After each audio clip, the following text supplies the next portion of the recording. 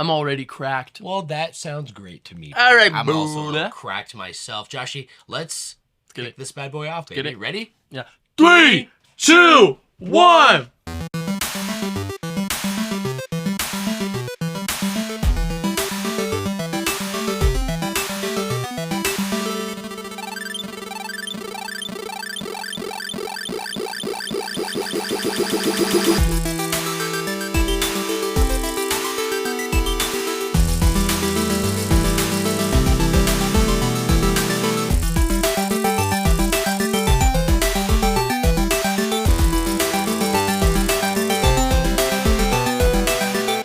What is good, my friends? Welcome back to the official Flash Brothers podcast. Welcome in. Joshy, Yes, it sir. is episode 49 today. Isn't that wild? It's wild, Almost bro. 50. I love the number 49. I always have since I was a kid. Because of 49ers? Because of the 49ers. Is that I'm right? not even a sports guy. I don't even know who the 49ers, like what state they rep. It's San Francisco. Right? It is, isn't it? Okay. I just remember this was probably the first time when I was a child. I was probably 7. And 49ers. Like, that was like just for some reason shoved down my throat. I think that's when I like really understood what professional sports was. No, it was in school. I remember like everyone's talking about the 49ers. And I'm not kidding. I loved math as a kid. Yeah. This is so silly. This but is hilarious I already. legitimately loved math and I was pretty good. I think I was, if I was 6 or 7, no, it was like 7 or 8 because remember me telling you about the multiplication song? Of so course. I memorized, and one of my favorite numbers was 7. Okay, and 7 times 7 is 49, as you know. So it just was my favorite number, and so That's honestly hilarious, Sam. You know what one of my favorite numbers is? What is it? 64. 64. And that was because of that song. Nintendo 64. 8 times 8 went to the store to buy a Nintendo 64. Also, 64, the maximum amount of blocks you can hold in Minecraft. For most things. That is true. That's right. Also, I believe the smallest memory card for the GameCube held 64 blocks. Yeah, that's right. Yeah. Or blocks. That's what remember it was called. Did, like, yeah, dude, the for blocks. its fucking so goofy. memory. It's so love goofy, it. bro. I love Joshy, it. so episode 49 today. Today's a special kick this episode. off. What's Yeah. good, my friends? What's This up, is everybody? season 3. We actually got one more episode left After this. After this, Yeah. they will next week for episode 50. We are doing the grand finale, the finale of season 3. That's right. So get excited, everyone. Dude, you guys should be really excited. You have to because be, we got some legally. things cooking. We That's got a guest, possibly 2. Uh-oh. They're going to be showing up. Although, Fat Meme, we talked about it in pregame, but we can't have more than one microphone for the podcast. Very true. As we just found out. Can we break that down to the audience on what our setup is looking like right now? As it has been from the beginning, Yes. Joshy, it is a singular Blue Yeti microphone. That's right. So I have no idea how that would be picking up 4 people. That would be wild. But I think it might be. if you remember right, do you remember what we did in the last finale of season 2, with which was Adrel on the couch. That's right. In the old setup before the desk, before any of this. Yeah. So I definitely less optimized. Yeah. But I feel like we could pick it up really well. What did we have before? We just sat right there. We sat over there with that table. Yeah, in the so middle of us true. with the chairs. So classic. It's so classic, bro. And though. that already is the second setup from season 1. That's right. In the other room. The other room. And I just wanted to say, I think it's hilarious because Sam went through all the beautiful trouble. We mentioned last week that Kendall bought you a microphone. Yes, right? She did over Christmas, actually. Queen Kendi. So we were finally, as Queen Kendi. That's right. From our Gold Tier sponsors, That's we were right. finally going to set up the second mic, which we did. That's right. So I walked in this morning before pregame, and everything was set up beautifully. And we were pretty excited about it. And you broke the unfortunate news to me that apparently, and I'm going to say this because Apple, get your shit together. That's what I'm saying. The iPad can't handle. You have an iPad Pro, correct? I do. The latest generation. It's I don't think they done... just came out with an OLED M3. Oh, I have the M2, so it's the last. Okay. But it's still the same. Yes. It's iPad Pro, just with an M3. Absolutely. Yeah. It would be the same. It would be the same exact thing. So what the fuck is this thing doing? Saying that you can't plug in more than one microphone. Guys, the iPad doesn't with Thunderbolt. I was telling Joshy this earlier today. With Thunderbolt 3, Maybe even Thunderbolt 4. I think it's the most modernized version of Thunderbolt. Wow. It doesn't allow multiple microphones. But you know what it does allow? What's that? Sam? Bullshit. They're allowing this fucking bullshit, bro. So anyway, we had to bust down the beautiful setup that you set up, and now we are using. If you hear us what's the word? Insinuating? No. Yes. Accentuating. Yeah. No. Incentivizing our P's. What the hell is the word I'm thinking of? Oh. Accentuating. Accentuating. Yes. Thank you, my fucking boy, man. I got you. You got me. If you hear us accentuating our P's, yes, it's because there is a beautiful pop filter. There's a new pop filter. There, that's right. All right, that's what we got from the new setup. So we are on one mic. Yes. We might have this one mic setup, which it does have an omni recording. That's right. So omnidirectional. It would so we could do that theoretically. We could. If we had two more people here, we put it right in the middle of all four of us. Come on. I think we could do it. Even if we did 3, we've done 3 with that one. That's all I'm going to say, though. Let's, little sneak peek for what's to come for our season finale. Hey, but who knows? we're really excited about that. Same. I think we actually did Spider-Man, if I'm not mistaken. We went through all of the live action movies. with Adrell. Yes, we? Yes, we did. Yeah. That was the last season. Sweet Adrell might be making a reappearance for our season finale, but and I won't say who the next one is, but there's gonna be a special guest. He might be a gold tier sponsor. So we'll just throw that out. Sponsor. Let's leave it at that. Joshy, my name is Sam. Hi. I'll be taking command as today's captain on the voyage. Joining me as always, Joshy, as I said, the Star Warrior himself, roommate, best friend, my brother. That's right. Joshy. Joshimation. How we doing, bro? We are doing amazing. Good. Happy to be back. Good. Honestly, it feels like after that 3-week break, it's good to have a little more consistency of the podcast. I agree. You know what I mean? I missed. I kind of had to rev up back into it. Yeah, for sure. Don't you feel? Sure. Absolutely. Yeah. Well, you were home the following Tuesday after you got back because you got back on Monday. So we could have, but we kind of had to rev back into it a little slowly. Yeah.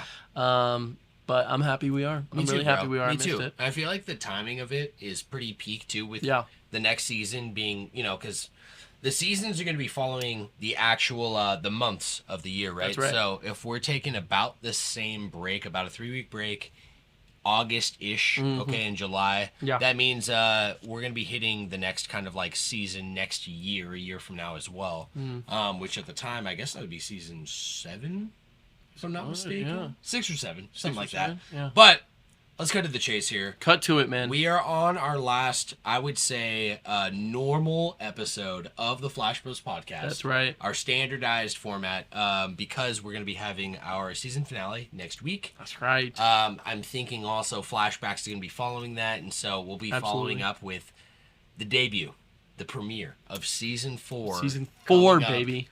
In a week or two here. The big 4. The beginning of September. So that's right, buddy. Really excited about that. Lots of things to come, Joshy. Probably still writing out the one microphone as long as we got this set That's up, right. Well, she's doing great, man. She's chugging. Well, you know what? She is doing great. You know what it's a classic. Why fix what isn't broken? Hey, right? That's what I'm saying. I also, a funny little thing on that. When was the first time you heard that saying? Probably a movie, right? Ooh. Why fix what isn't broken? I want to say maybe, but I'll tell you the first time it stuck with me. Yeah. Was when I first started getting into actually consistent working out. It was like, I just heard it over and over again. Why fix what ain't broken? Yeah. So at the time, and it's only gotten worse, but all these kind of trends. It was before TikTok even came out, right? But now you could say I would call them TikTok workouts. All right? It's showing off all these new intuitive ways to exercise these muscle groups. And just these guys coming out being like, guys, why fix what ain't broken? Why fix what ain't broken? Just do a bench press. Yeah, Just do a squat. For sure. You don't need any fluff. Yeah, you don't need to go crazy. You don't need to go crazy with also 16 machines. Yeah, I was going to say you're overdoing something simple. Yes. Yeah, because also, why fix what isn't broken? That's okay, so I think I heard it from an old like Pixar movie or something. Oh, yeah? They said it because I thought the saying was something like, why fix wood isn't broken? Why fix wood? It was like, why fix wood? It's physical wood. Why fix wood isn't broken? I'm not kidding. That's what I was like. I was like, what a weird saying. But okay. I was a kid though. And so I remember, why fix what isn't broken? Why fix wood isn't broken? But why fix wood it isn't broken, right? Why fix wood isn't Facts. broken? I was like, works for me, dude. And I learned that shit. I was like, man. I love this language. And as a child, and then I knew, I was like, maybe a bench press will do. Yeah, I heard that, and I was like, why fix wood isn't broken? Why fix wood? Because it isn't broken. Bro. Come on. Joshy, I wanted to kick off today's podcast as we talked about coming back from our vacation, actually. Yes. Kind of working on some new formatting, wrapping up this season, going into season 4 with something that will be permanent, okay? That's right. Or at least going forward with That's season right. 4, since this podcast, as we've said, is always evolving. Famously is always evolving. Famously and infamously. And- So ooh. I wanted to throw in pop topic once again. I just feel like I love having a pop topic to start off the show each and every week, because it will be Me too. something that is completely different, spicy. Spice up the conversation. Exactly. Why fix wood? And leading to our rendezvous, as we always do. But That's how we do I it. wanted to piggyback off of our conversation we were having on our premium series pregame that we were recording right before this, which was you and I came together last night and watched the part 1 of the timeline series of Xenobits. That's right. And something we had talked about even last week as well was even this idea of shouting out Xenobits because he's not as big of not as huge as he doesn't have a some huge other following. yeah. And even probably for you because you found Xenobits, but I know the feeling of finding someone who is Xenobits puts forth the quality, the love, the effort into his content. He's talking about things that are Xenoblade. It's not even his original content. He is simply the catalyst for how much he loves this series, how much he loves understands it and goes with it. it. Yeah, man. On a level you and I understand here. I we talk about in agree. the show. Yeah. And he's made and laid out a production on his YouTube channel, I completely agree. Xenobits, Yeah. that just showcases, from the small amounts that I've seen, so well. It's you said you hit it the nail right on the head. It's quality. And so there's something that is, you're right, there's something really cool about finding it, but even just being able to enjoy something like that is so awesome, because it doesn't matter, to be honest, quality doesn't matter on how many freaking clicks it's got. Look at this podcast, man. Highest quality you can get, buddy. That's what I'm talking No, about, but I baby. just want to say, I want to emphasize what I said in pregame, and if you want to see us or hear us go completely into that, because we really do, we talk about all the aspects of it, including the religious imagery and everything else that we really feeling about that video. And personal connection, I think, too. Yeah, for sure. To all this and how we feel about the series. That's right. Emotionally. Yeah, we usually do that in pregame. We go a little deeper than we normally would on the normal cast. But I just want to emphasize what I said then, which is that I truly believe this whole story of Xenoblade and Xenosaga and everything that's being put together is the vision of a visionary, right? Takahashi he's a madman, but he is a visionary. He has this idea for what he really wants to put out for this quality of Xenoblade, and honestly, like I said in pregame, I don't blame anyone for not really getting it or not latching onto it right off the gate, or those kind of ideas, or maybe being confused, not really rocking with it. I don't blame anyone for that. But for those it is for, like someone like Xenobits, this guy nails everything that Takahashi is going for. Excuse me. I was also burping a lot in pregame too. So if you guys want to hear me, raw reactions there. That raw is right. Also just locked into pregame. That's right, buddy. It's for a small price of, how much is it? $5. $5. You can hear Josh burp right in your ear like an ASMR. No, but I really feel like Xenobits understands the point that Takahashi's giving and creates something incredible through that, which I think that those videos are masterpieces in their own right. And it's not a timeline of feeding you information. It's a timeline of telling a story. And I really, really admire it.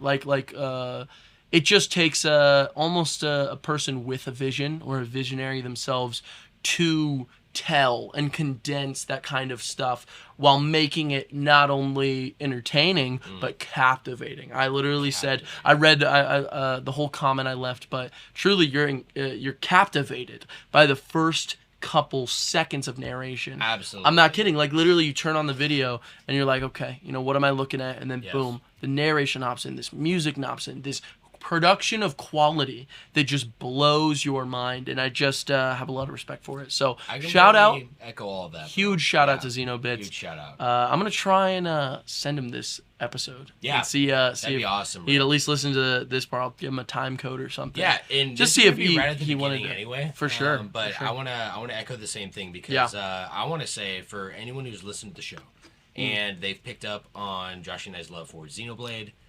Which, if you've listened to the show, I think from the very beginning, from season 1, you would know how impactful Xenoblade is to and integral to this podcast, to the ideals Josh and I talk about, even to setting I would say like a bar, for thematics, for music, for what to actually love about anime. Yeah, and this is a fucking video game. Yeah, right. Oh yeah, it sets the bar really high. I also think it's kind of hilarious to me how much the idea of you recognizing Xenoblade was to breaking down the walls of you and I becoming close friends, because that is kind of a part of what I remember of being like, oh, this guy's like a real gamer, like he really likes Nintendo, he knows his shit, not just to like, I play video games, I play Smash, Fortnite? Exactly, which love the twins, that's kind of how they are, though. You know what I mean? Totally. Don't really know their deeper Nintendo ideas. Absolutely. And so when you recognize that Xenoblade, I think it's it was my home screen. You were like, Xenoblade 2, huh? Like, I was boom. Like, bro. Yes. No, you're 100% right. It's real. It is. We've talked about that in the cast, too. That's right. Several times. So I want to say that for anyone out there who, if they've gotten any interest in any of those discussions we've had on Xenoblade, Xenosaga, the Xenoverse. Sure. I would recommend, even if you don't know more than just what Josh and I have talked about, even if you got a little bit of interest, I think, in my opinion, watch that first timeline episode that Xenobits has on YouTube. Seriously. And I think that will just go in tandem perfectly with what Josh and I have talked about, and it won't spoil anything. Really. I would say... I'm standing firm in that, thinking even deeper. It's tough to say, though. But here's the deal. If you haven't, I'm going to just say a blanket statement. If you haven't experienced like Xenoblade 1 yet, what's holding you back at this point, right? Like, that game came out, I mean, it's been re-released now on the Switch years ago. It's been on 3 consoles now. Yeah. So if you are even just, I'm on the fence, I don't know if I'd really like it. Watch this video. That's the thing, That's where I'm at. That's the thing, though. I also think... And I will say, slight spoilers. I'm also a slight spoiler kind of guy. A slight spoiler can drastically change an experience for me. I think going into Xenoblade, knowing it's a sci-fi story, is a spoiler in its own. I will say that, because one of the appeals... Spoil it? Yeah, just now. But I also said slight spoilers. I said slight spoilers. So if you couldn't get your phone quick enough, Johnny, I'm sorry about that. But at the same time, I don't know if it's really that important to a lot of people. I know it was important for me because there is something really cool about like starting AOT. You don't know if it's a sci-fi story. Is it some kind of continuation of like a biblical idea? Those are Nephilim, or like, something crazy like that. You don't know where it's going. There is an appeal in Xenoblade on that aspect of this idea of almost a steampunk-esque aesthetic where there's robots, but also we're fighting with swords, and what era? But also, we have like giant cannons and like, but just stuff like that where it's you're kind of like, okay, what are we dealing with here? You know what I mean? And man, I just think it's definitely worth thinking about, but also I do agree with you. Yeah, I think that video itself. We could be on two ends of this. So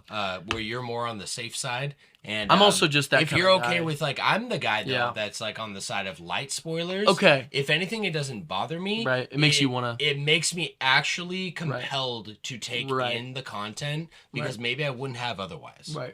Oh, I'm honestly with that too, because this series that Xenobits is working on. is spoilers for Xenosaga, is. you know? But there's something about that pushed me, like you said. So I think we're more similar than we think. Because it did push me to play Xenosaga. I really would not have if these videos did not come out. And Xenobits in today's generation, bro. Seriously. Xenobits you can already see too off of you just beat the second game. Absolutely. And you can see the aging. Absolutely. Right? You can absolutely. You could even say that Xenoblade 1 is aged compared to 2 and 3. Absolutely. And the ideas and in Future Redeemed, how different completely everything is. Okay? I also So this is even beyond that in terms of like it's almost archaic. Totally. Right?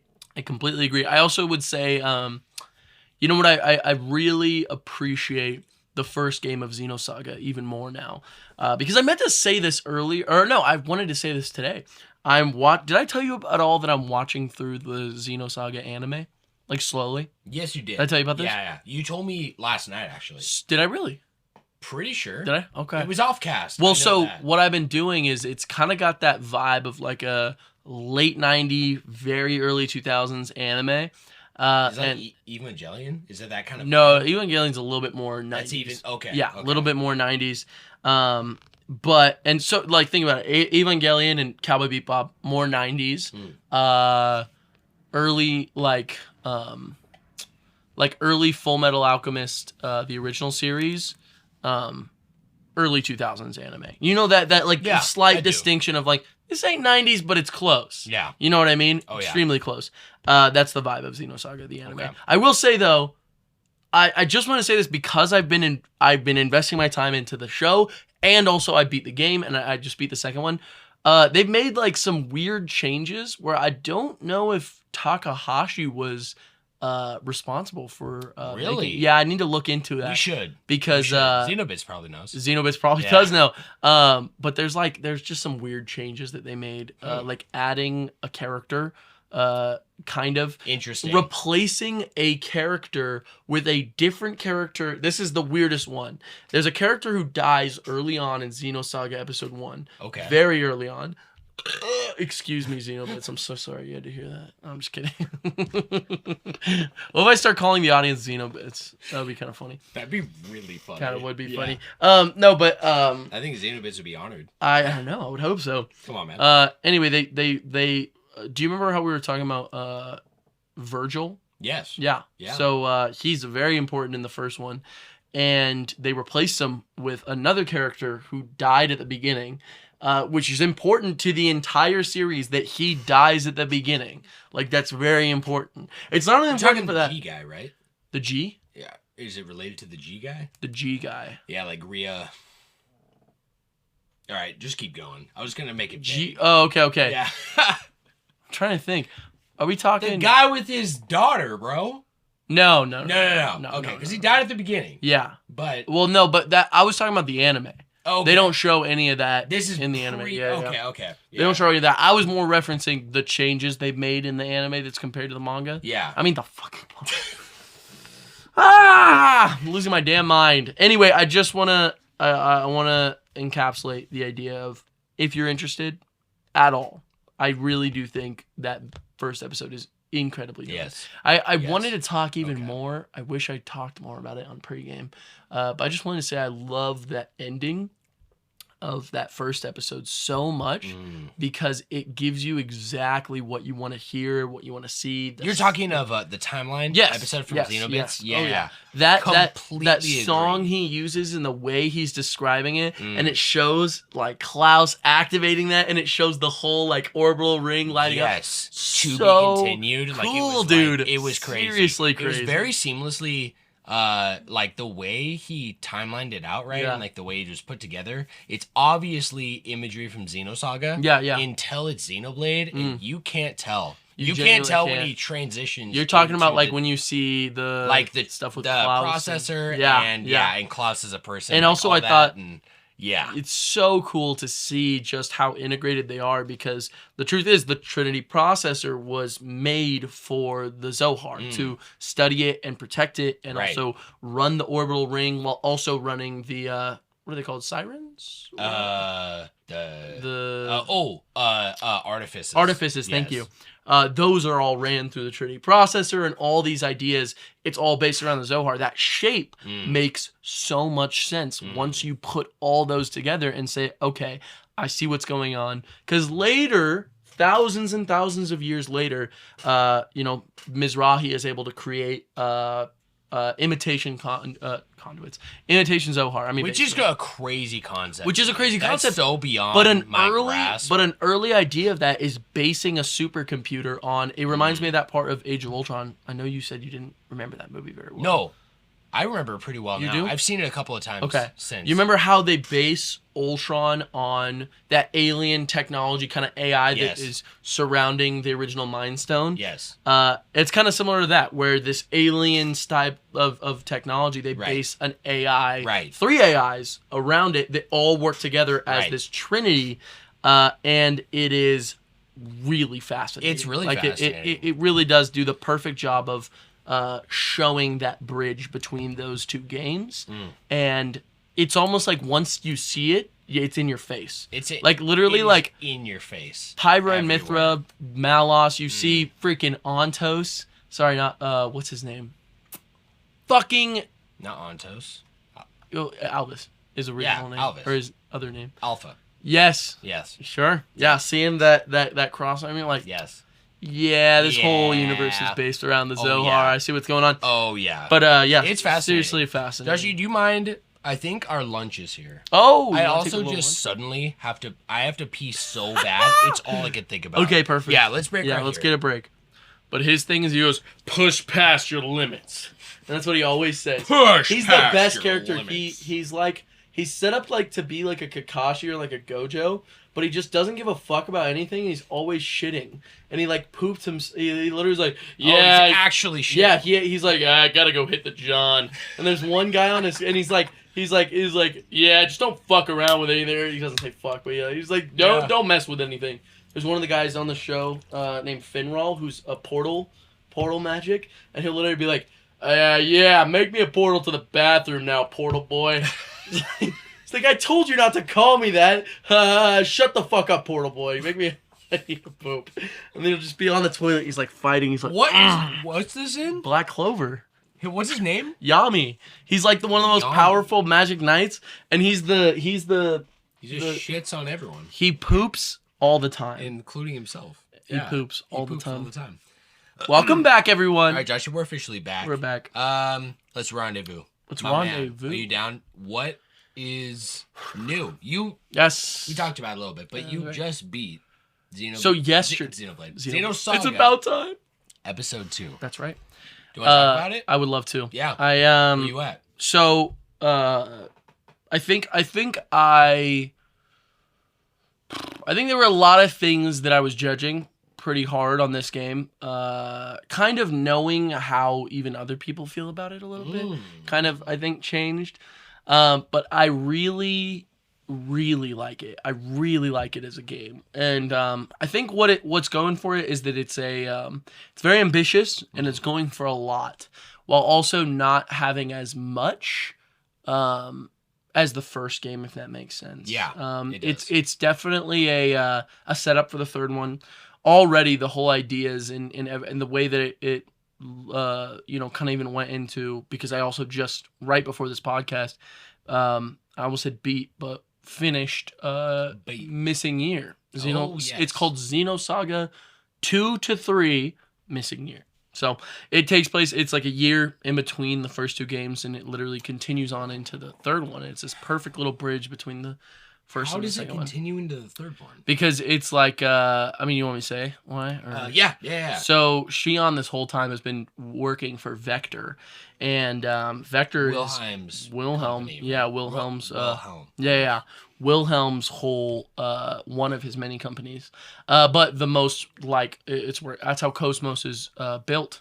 So Shion at the end of Missing Year literally finds out a lot about the shit that Vector knows about and is covering up, or was aware of and is trying to silence. She hears about this group that was set up in Pied Piper that was a anti-UMN like rebellion, basically saying, and the UMN, everything's based around it, right? You remember Right. what the UMN is? Yeah, the UMN is it's virtual, basically it's like a whole like entire cybernet, cybernet. Yeah, that's what you. Yeah, What's exactly. the purpose of it though? It's for communication. It's for training, battling. Okay.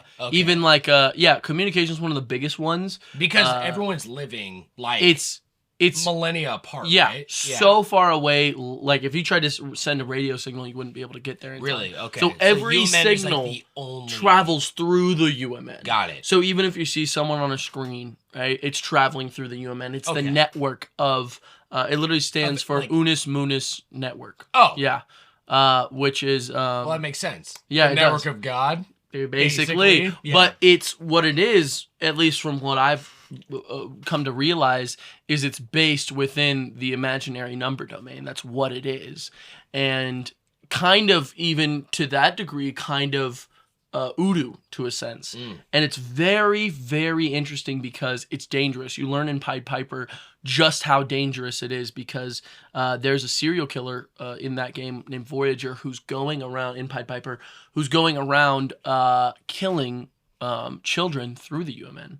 And children go in the UMN to, maybe they'll like raise a virtual dog in there or like these ideas or simulate things. Well, it's also leisure. It's any fun. Different from our real life? No. You know? No, it's like the internet. Yeah. Right. It was like, oh, everything's gated because I have to be an adult. Right. For me, on like the older era. Oh, sure. Right? Yeah, absolutely. Like growing up on like dial-up. Like dial-up? Right? Sure. So going to the internet, everything is like, hey, we need your consent that you're 18 or you're 13. Yeah, not a kid. So what's going to happen? Are all the kids like me suddenly going to get off the internet? No. Fuck no. We're You're just going to make lie new about your age. Yeah, exactly. And just make our age like we're way older. Everyone has... I'll like, whenever... I think I first went the internet. Yeah. Just backstory of like, I was probably 12. Yeah. I was born in actually born in 92. Right. So all I had to do was make my date of birth 82.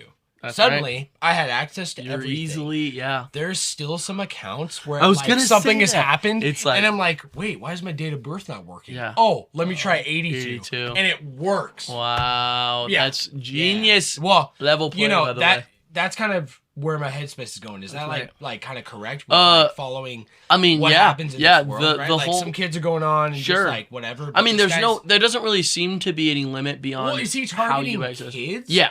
Or it's a lot of people. Or just people who are naive. When the serial killing is realized that it's a serial killer, it's kind of kids and children and even just younger teens and stuff. Why though? The reason he's on there, I mean, Voyager is a crazy character. He ends up being like, it's a whole like murder mystery is what Pied Piper is. It's like the vibe of it. Okay. Which after finishing Missing Year, I think I really gotta watch the playthrough because Resonant Arc did it and they were really breaking it down. And They really got the information in with the visuals and stuff. And I watched a clip Resonant today. Arc has done all of this on the entire Xenoverse. They're doing it right now, actually, week to week. This is what they're doing. No, so this Xenosaga new breakdown. What they're doing is going deeper in than they ever have before, because they've broken down. That is nuts and exciting stuff. They're doing Xenoblade next. No, they're not. Yeah, they're playing through it right now. I just the guy. I can't remember his name. There's a guy. There's a guy with the beard. Do you remember him? I was gonna say Kate. That's the main guy. Yeah. There's a guy named Kaysen, right? That's like the right hand man. The other guy. There's the main guy who runs it. Yeah. I can't remember his name, but very articulate. Yes. In everything that he says. And I would say the same for Kaysen too. I think they both are very good at pushing a point across, or even just and they're very literate too. They're extremely literate, which is something I really love about that whole thing. Huge shout out to Resonant Arc. Seriously, I've been shout out. Man, 2 shout outs. Yeah, man, come on. Xenobits all kind of Xeno related though, no? Yeah. We should send them. But I was gonna say, they're definitely just 2 guys. Absolutely should. I was gonna say though, the whole idea of Voyager and the mystery of that. The reason those killing, I mean, he's been Voyager for a while. He's one of a couple characters that has a deal with Udu itself. He was a rare genetic, like he was a designer children, which are genetically altered kids that were made by parents, right? just like Dmitry Yuriev. This is the guy or someone fought for like human rights. That was Dmitry guys, Yuriev, right? Yeah. Yes. Which you said Dmitry remember Yuriev, his name, right? Yeah, you have to. You need to. Dmitry Yuriev later on hires. His name is Eric Weber, which is the name of Voyager, which is the serial killer. He goes by Voyager as a serial killer, but he's secretly Eric Weber. Eric was literally ends up being a whole just like fake character in his head. Like he's been working with Dmitry Yuriev, getting paid by him to take out political mates and other like figureheads. That's how he started, and then became a serial killer through losing himself in the UMN, which he became a UMN dive addict, which are people who don't leave the UMN and just stay in there. Yeah, stay in there all the time, and they can't. Their body is like rotten and shit, and they don't give a fuck. Kind of a metaphor for that's like our own reality. Black Mirror shit. And yes, come on now. No. So anyway, yeah. Very, very, very good stuff. That's fascinating. I think I'm gonna watch it. Okay. I think I'm going to. Man, dude. And we will. Josh and I talked because we just did a whole episode on Xenosaga 1. That was only a couple episodes ago, right? Which is, or maybe even it was literally 2 episodes ago. So you cooked through.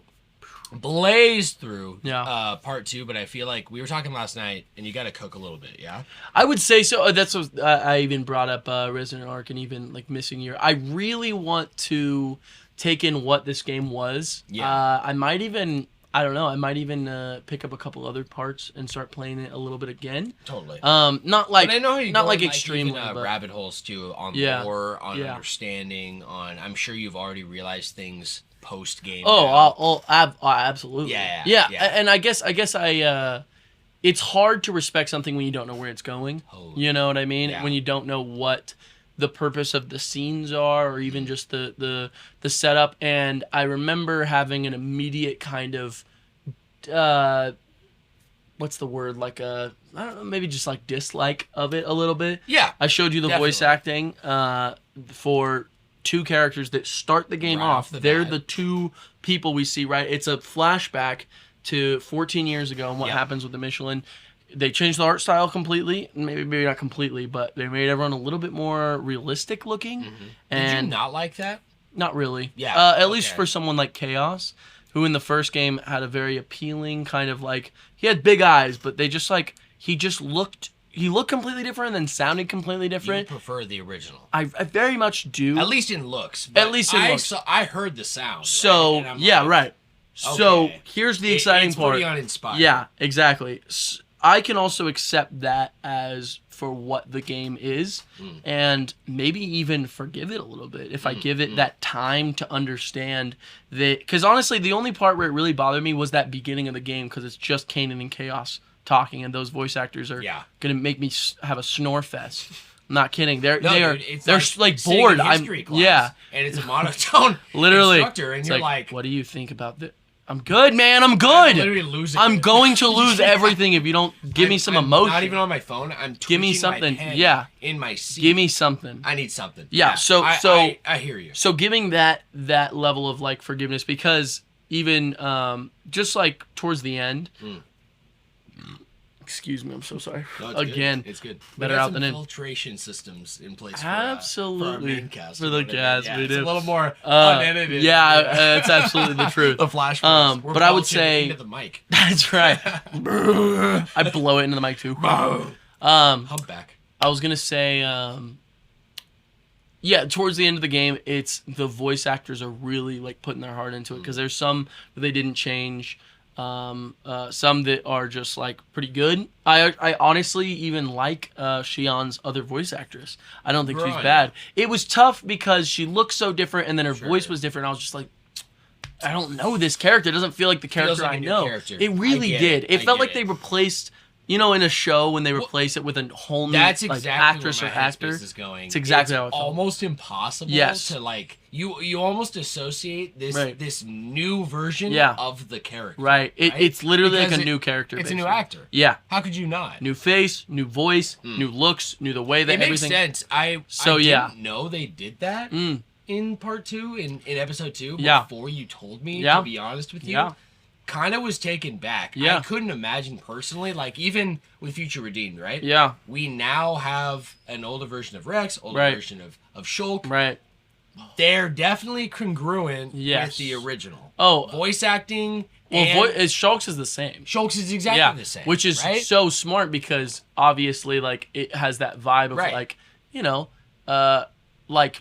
It hits. Yeah, it just works. It works. But imagine if they didn't. No, exactly. Imagine if they did Future Think Connected about all the... and N's Not voice just that, actor was different. What if Nia, the queen of Agnes... Totally. had a different voice actors. The charm of that character, it'd be like, oh, it's a new character. It's the Queen of Agnes. It's a new character. It's not Nia. When you hear that voice, oh my god, especially when she first shows up, she's like, ow, ow, ow, that one really hurt. Oh, Yes, so, dude. that's painful it is. And I'm like, dude, it's fucking so Nia. well, bro. It's Nia. It's Nia. So diehard Nia fanboy over here's here. what. Oh, I Just in case y'all love didn't know. Nia, bro. Oh, yeah. She was always preaching still to me about is. Nia. So I wanted to say too. I think it's a product of the time, also of when it came out. The redesign of the style, and also because we're getting away from the '90s. The further these games go on, Exactly. the '90s is what Xenosaga is. That first game is a 90s game. I think it was 2002, but it really has the vibe of a PlayStation 2. Yeah, it's like a futuristic setting, like Star Trek, but set in the 90s, it right? feels like a 90s game. And there's Absolutely. also a lot of charm to that I really like. Absolutely. I love Evangelion. I love Cowboy Bebop. I love those vibes. So moving on to the second one, it feels like we're getting a little bit out. You know how the 2000s kind of tried to like chromatic and like kind of realistic everything like that, just that vibe of like the early 2000s to late 2000s. I actually feel like it was kind of a thing to you know, Spider-Man in the original trilogy. Oh yeah, there was no problem truly right in the nutshell of restarting. Just okay, we got new ideas here. Right, it's not gonna work. Right. Let's just scrap it and start over. Keep trying. A new actor, a new Spider-Man. You know, that's a great example too. That really is more or less where my head's at on. This was actually a trend. Yeah. There are many shows, many games that did the exact same thing. Right? So the vibe I get going with that idea exactly, excuse me, going with that idea exactly, I feel like even the American dub of the game just didn't really care as much. You know, didn't see as much value in, okay, let's start fresh. You know, we're not going to hit up the old Shion. We just need a girl. You know what I mean? We just need an actress. Let's get an actress. Let's get it going. And it excites me that the two characters that I really didn't like their voices are going back to the exact same original actors in the third game. Kind of in that style of like, recognizing what works about those original voice actors is because I'm not kidding, the voice actress for Shion in the original game sells Shion as this character. I really was attached to her because of this voice. And I wish I could tell you the actress's name. I don't remember, but she really is amazing. She does this like almost like close to like being okay with completely like putting herself in danger in order to test something, right? She literally at the beginning of the game almost dies in the UMN if Alan didn't pull her out, but she was like, no, I need to test this on Cosmos. I need to see like how this is working. She's pushing the limits. Yeah, for sure. Time. And the voice actress just sells that. The second voice actress is actually Ty Lee from Avatar. And she's a really good. I like her in Avatar. She's a really great actress, and I was sold on her at the end. I really liked Shion, and kind of when I'm thinking of Shion now, I kind of hear her voice a little bit, but I definitely miss the first actress. I think she was the character that I was. What happens in episode 3? Do you already know? No, I don't know. I don't know anything. Are you gonna keep it a surprise? Oh yeah, I'm all about it. I honestly think with 2, I knew a little bit too much. Yeah, because it's kind of the origin to Junior. That's all in the second episode of the Xenobits. What do you call that? The timeline video. Yeah. And it's great. It's so good, and I don't regret seeing that. But that was kind of the hook of the story, was the origin of Junior and his brothers and what's going on with the URTVs. But I already knew that. I already knew that a little bit.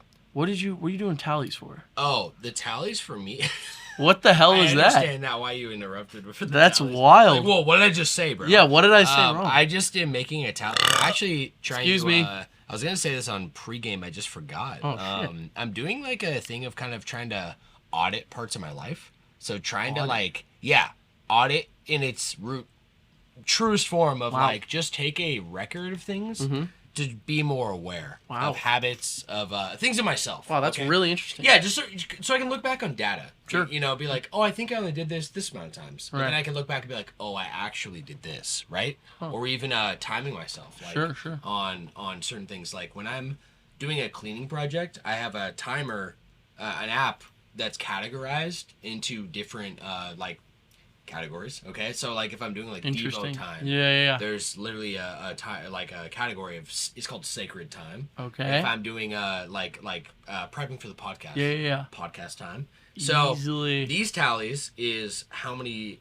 I'm not doing zins anymore. Sure. But I think I'm just gonna call them zins because That's just a it's better name than on. it's just right? it's become a Kleenex. You know what I mean? Exactly. When you ask for a also Kleenex, been through this before with something, and it's just a deja vu moment. I can't remember what it was, but so when we were talking about Purell. Purell? Didn't we talk about that on the podcast? How interesting it is that people will say, "Can you hand me some Purell?"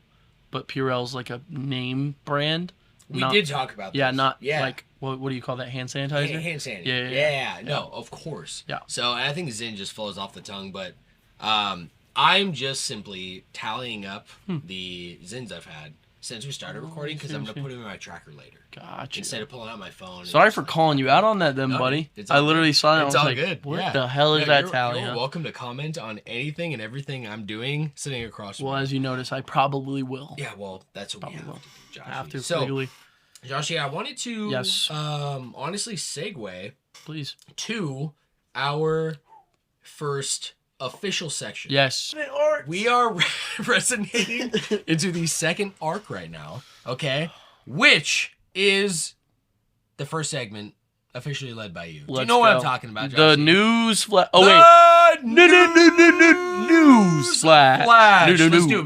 We got the song, though. Ready? I forget the song, though.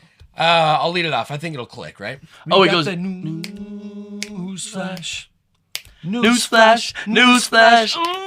Give me news. News flash. News flash. News flash. News flash. You see, we can just go with it. Yeah, we can. Yeah, I like that. so I keep fluid. forgetting, though. It's all good. It's all good, man. All we got to do is cement it by season 4. That's right. Yeah. And we'll have it cemented. New ideas every day. Joshy, let's hit our news flash. Let's hit it, buddy. As of now, being led as of by last week, basically. you, my friend. That's right, buddy. I will start off with the weather, though. We got the weather today in Phoenix, Arizona. Beautiful. Is 108 currently. Beautiful. For you and I, Joshy. It is 6:23 p.m. on Tuesday. I was going to say February. August 20th. The high today of 110 degrees. Oh, and man. The low of 86. We'll take it. Might not be the the lowest, but, you know. Yeah, not the highest or the lowest. Yeah. And I'm not going to lie, though, it hasn't take been it. too bad. Yeah. I would say this summer has not been too bad. I would say so. Yeah. Better than last summer. I remember last summer being so miserable. Yes. Do you remember how bad my room got to? Yes. I know that specifically in August, bro. It was when we were going to start the cast. horrible. We were going to start in your room. But we moved to impossible. the other room Yeah. because it was so damn hot. It was so hot we couldn't even deal with it. Yes. No, actually, I agree completely. It's been a lot better for you, I think. I completely agree. Yeah. I also have been. I'm rocking with 2 fans. Cool. This is great.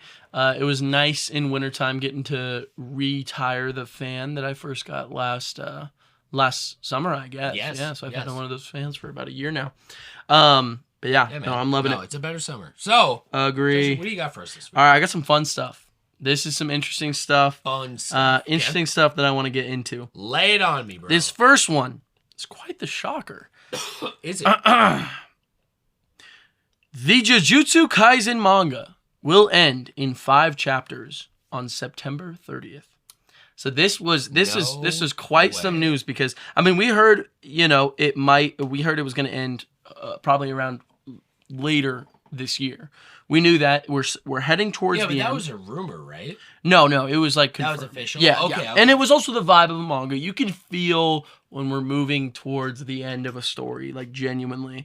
And speaking of end of stories, we just had the end of My Hero, had its whole big ending, and even Gege Akutami, who writes Jujutsu Kaisen, wrote a very sweet message to I can't remember their name, but the author of My mangaka Hero. Of, Yes, My mangaka. Hero. Yeah. Yes, Wait, sir. So My Hero is all My wrapped? Hero's all wrapped. Wow. Yeah, that was I thought it was wrapping. I didn't realize it was done. No, that was at the beginning of this month. Wow. Yeah, that was the beginning of this month. So, yeah, pretty crazy. But anyway, Gege Akutami reached out to the author of My Hero and basically said, you know, Jujutsu Kaisen wouldn't have been made possible if you didn't cook up what you did. So, very cool, very huge respect. But in the same way that My Hero is coming to an end, one of the new generation's big three, which is about to be last generation's big three, because these are basically all over, and Black Clover ends, I think, this year too. Yes. So the big three, and freaking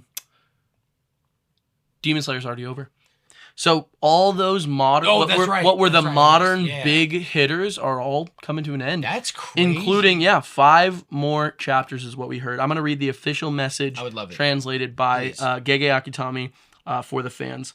The story will end in 5 more episodes. Translation of chapters. It's all right. I'm only able to end the story in the way I wanted, thanks to the support and cooperation to all my of all my readers.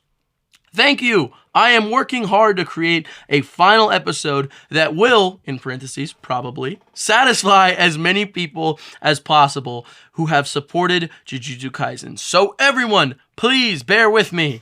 Those are fun. I love seeing translations because sometimes they don't translate as well into English.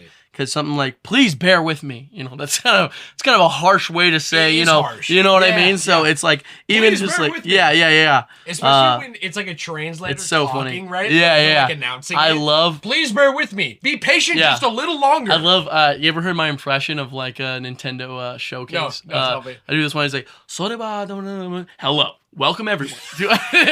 Literally every single time, it just comes in so hard. The way you fade it out into welcome. I am Masahiro Sakurai. We are gonna be able to show you some really incredible things. That is perfect. It's literally what it is. Anyway, I have been caught up for about 6 months, I'd say. Okay. To JJK, I'm pretty sure. Okay. Oh, no, it's been longer. This whole year, the manga. Plus a little bit more. Yeah, on the manga. Okay. So I've been caught up. So you're going week to week. Reading these as a drop? I do that every single time. I'm also a huge fan of where it's going. Kind of. There's a couple characters I wish I saw a little bit more of, but I really like where it's going. Okay.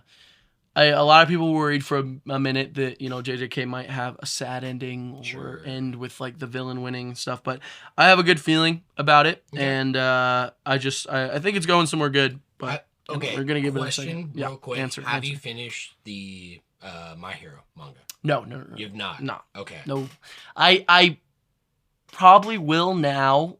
This new season is gonna wrap up pretty soon. I'll probably watch the whole season once it's all out. And then probably read the manga at that point. Since it's done now, I mean, I'm only going to get more spoiled the longer I wait, to be honest with you. Yeah. Yeah. Does the season end before, like, what? Is there one more? Probably another after this latest one. We're on, like, the final arc, I think. Okay. I think that's where we're at. Okay. It's actually going way faster than I thought it would be. Things are getting animated last season where I was like, holy shit, I did not expect to see that in a minute. Wow. So, yeah, Studio Bones is grinding. They're seriously going crazy. Bones. Yeah, Studio Bones. Did I ever tell you about that? I don't know. Have we talked about it, though? I think we have. Okay. Remind me. Who else is what other projects has Bones done? They did Soul Eater. They did I've heard of that. Pretty sure they did Fullmetal Alchemist Brotherhood. They also did Mob Psycho 100.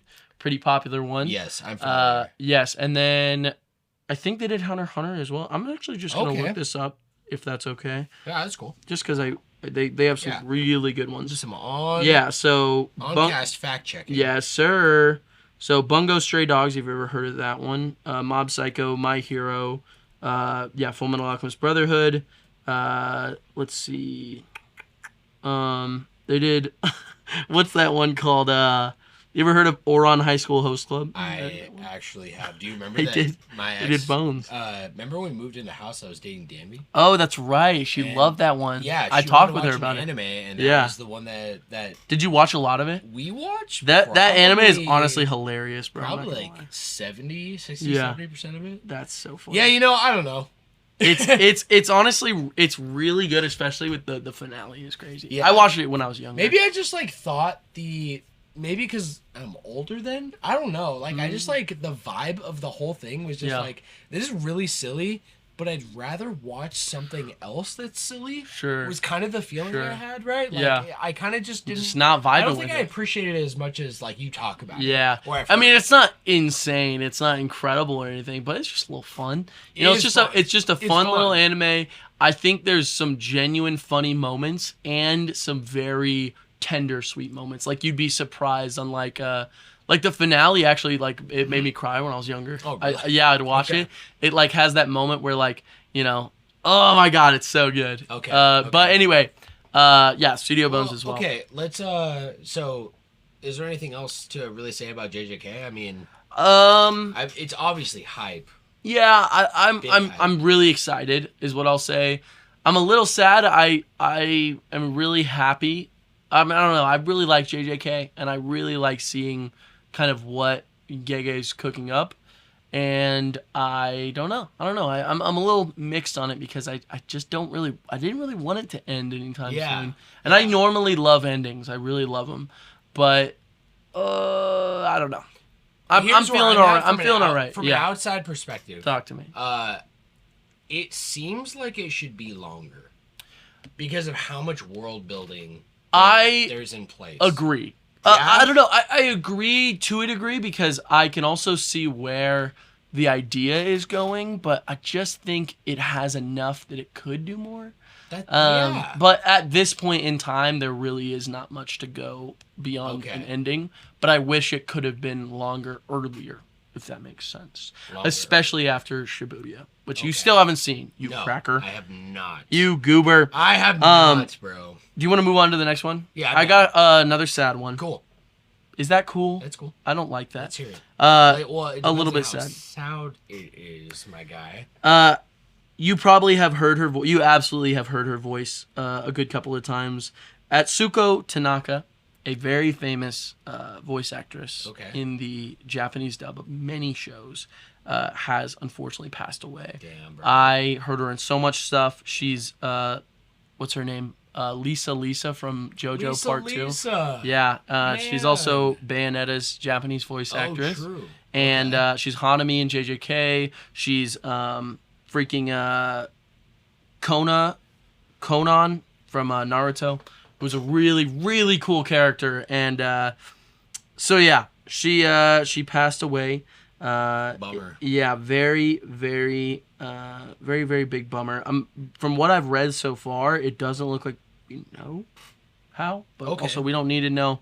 That's okay. Big rest in peace. I feel like it would be Yeah, huge prayers. I feel like it'd be kind of rude to pass over that because I've enjoyed a lot of those roles that she's been in. You know what I mean? Definitely. And she's in damn Smash with the Japanese dub. Yeah. Dude, she's passed away. You're absolutely right. I didn't even think about that. She is. No, so obviously a part of history. Huge part. That's what I'm saying. I just think she's got enough to thanks for of course, bro. That is sad for sure. But maybe I just don't have a fear of the sadness because it all should be recognized. I completely agree with you. I do completely agree with you. Let's see. And then I just wanted to report on shoot. Oh, never mind. Found it. Yay. Okay. This is very interesting. I did not know this actually. Okay. Have you heard of this brand new game that just dropped, Black Myth Wukong? I have. Yeah, you seen stuff on it? Yeah. So it's kind of a Souls style with a little bit more it's almost like a Neo-esque. Yeah, right? A little bit, like but older era. Yeah, a little bit, but for sure though. No, for sure, but definitely has the paint of a Souls game. You know what I mean? Yes. You know what I'm talking about? Yeah. Gameplay wise and everything. Gameplay wise, for sure. Did you know this is China's first AAA game they've ever ever made. No. This is news to me. I've never heard of this before. I honestly didn't even know it was coming out of China, which is extremely... I don't think I knew it was coming out of China. I didn't know that either. I obviously knew it was Chinese influence because right, of course. Wukong is like a big dynasty. Like, in fact, League of Legends has a character named Wukong. Oh, yeah. And their lore is all about this origin. So Wukong is an Asian kind of myth. It's in a bunch of different cultures. The character Wukong actually inspired Goku and Monkey D. Luffy and all these characters. Obviously. Even if you look at even if you look at like the way he like fights with the staff and his whole vibe, it's very much inspirational. So I'll just read a little bit of this article. Black Myth Wukong, China's first AAA video game, has broken the record to become the most played title of its kind on its first day of release on the digital game store Steam. Wow. Marketing a majority milestone for the Chinese developers. Wow. Like, so this is the biggest Chinese game to come out in ever. This is really exciting stuff because I'm all about.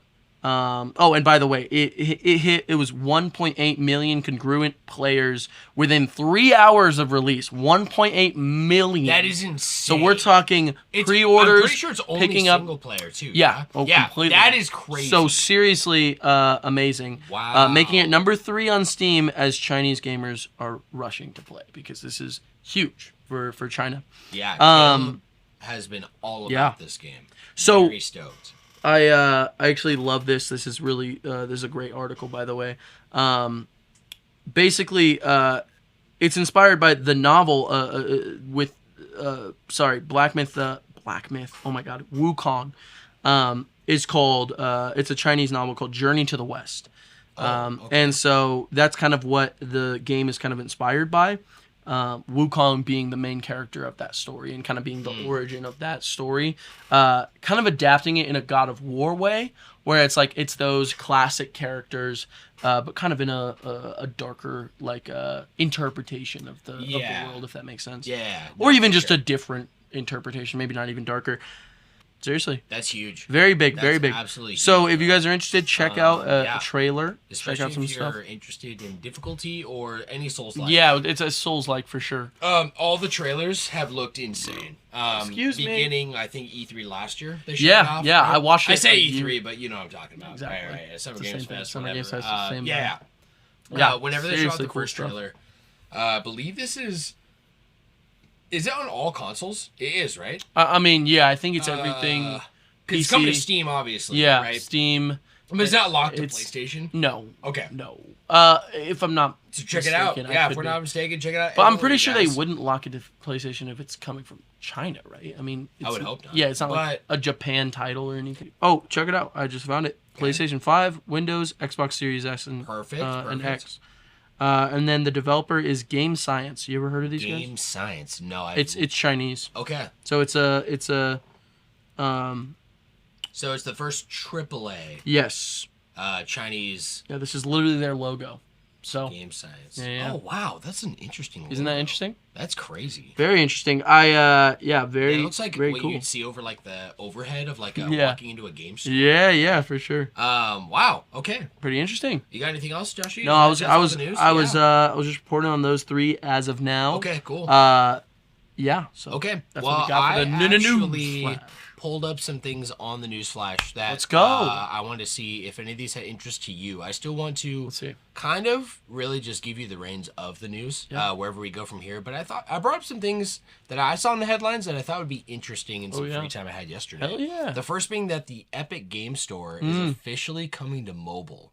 That's wild. That's wild. I don't even think I understand what that means. Well, I don't know if I understand either because there are a lot of games that can't be run on mobile. Exactly. Like GTA 5, does this mean Red Dead Redemption 2. Yeah, but have you ever pulled up like the app for Steam, right? And it's it's just an app. It's just an app that kind of shows your stuff. You can buy stuff though. You can. Yeah, right? So that's probably what. That's kind of what I'm thinking it is. That's a great I'm hoping it's actually better because have you used the Steam app lately? Yeah. It's pretty archaic. Yeah. Right? Yeah. It feels like it was made 10 years ago. I completely agree because have you tried to find just like It's just so tough to tough, like bro. It pull up your loads a library web page, yeah. Kind of like on the Switch on the Nintendo store thing. It's kind of jank, right? It doesn't feel like it's made for the iPhone or anything like that. So, curious to see how this goes because Epic Game Store has pretty much been the only competitor to Steam ever. So, yeah. I kind of root for Epic Games just because of that, right? Because they're tackling the impossible. They really are, and I do always love that because there shouldn't be a monopoly. There shouldn't be a Never. monopoly. No, that's not good for us with gamers. No, that's not good for any Steam consumer. is great. Don't get me wrong. They're probably have handled the best for having the monopoly for so damn long. Yeah. But they still need some competition, right? Like it's healthy for everyone. It keeps kind of everyone in line. It's probably really the reason that no one has really challenged them for so long that they're like, all right, let's reinvest back into like our development. Right. Let's actually push some games out. I would love it if that was what came from a little rivalry. Because I'm a huge freaking Half-Life fan. Half-Life 3, could you imagine? Gosh, I want it so bad. I mentioned this to you last night, Joshy, but this is another little headline. Little headline, which is that the MetaQuest update, the latest, or one that's coming. It's really unclear to me based on the title, but it says it lets you beam HDMI devices, any HDMI device, into your headset. That is huge. What are we talking here? So we're talking like you have your MetaQuest on, which is I'm guessing that's the next. Can I see the article? The article. Would you be able to move? Yeah. So it says that the MetaQuest update lets you beam HDMI devices to your headset. So MetaQuest 2, MetaQuest 3, and Pro owners can now beam HDMI devices. That's me. Such as game consoles, handheld PCs like the Steam Deck, and more into their headsets using the MetaQuest HDMI Link app. Oh my gosh, that's crazy. Sounds like you got to check that out. When did it say this is coming out? It doesn't give me a release date, so I am guessing. Oh, well, it says that owners can now beam HDMI devices. So I'm guessing it's already live. It's got to be. Is it a new app or is it this? Are we talking like the? It says MetaQuest HDMI Link app. But I don't know if that is an app for the MetaQuest device. Oh, it might be that. Yeah, like that's what it is. Yeah. So guys, that is huge. I personally don't have any MetaQuest device, but Joshy has the MetaQuest 2. They just updated the whole app. They changed everything. Oh wow. About it. So there's like it's a little more simplified, which is kind of fun, but also at the same time, it's a little trying to be a little bit more Facebook-y, which I have been very verbal on. I'm not a fan of. Yes. They finally actually changed the Oculus logo to like to whatever this is supposed to be. It used to be Oculus. I don't know what they did. Yeah. Meta Horizon. So huge new update. Yeah, it's huge. But look at that. It just looks kind of like Facebook, bro. I'm like... No. I'm trying to game, bro. I don't want to look like you know what? We're moving on. Yeah, Joshy, next headline is Deadpool and Wolverine. Yes. As we talked about last week, is now officially the highest grossing R-rated film ever. I heard this. That's amazing. Not unexpected, I would say. For sure. If anything, it's expected, but I think it's crazy that it actually made a headline. Yeah. It's actually the facts. Yeah. Probably deserved. It's quite wild, but it is probably deserved. Yeah. R-rated movies also don't have incredible opening nights and incredible, like, people aren't really waiting outside to go see an R-rated movie because already you're limiting your entire audience to adults, to just adults who don't have kids or have a babysitter or don't have to worry about. You're not just doing that, bro. I mean, you and I have spoken about like even our like religious beliefs on and off cast. It's a part of who we are, right? Right. But there's many religious beliefs out there. Sure. Even some who share ours. Right. Who simply would just not go to this because it's an R-rated movie. So you're also That's a great point too. Segmenting?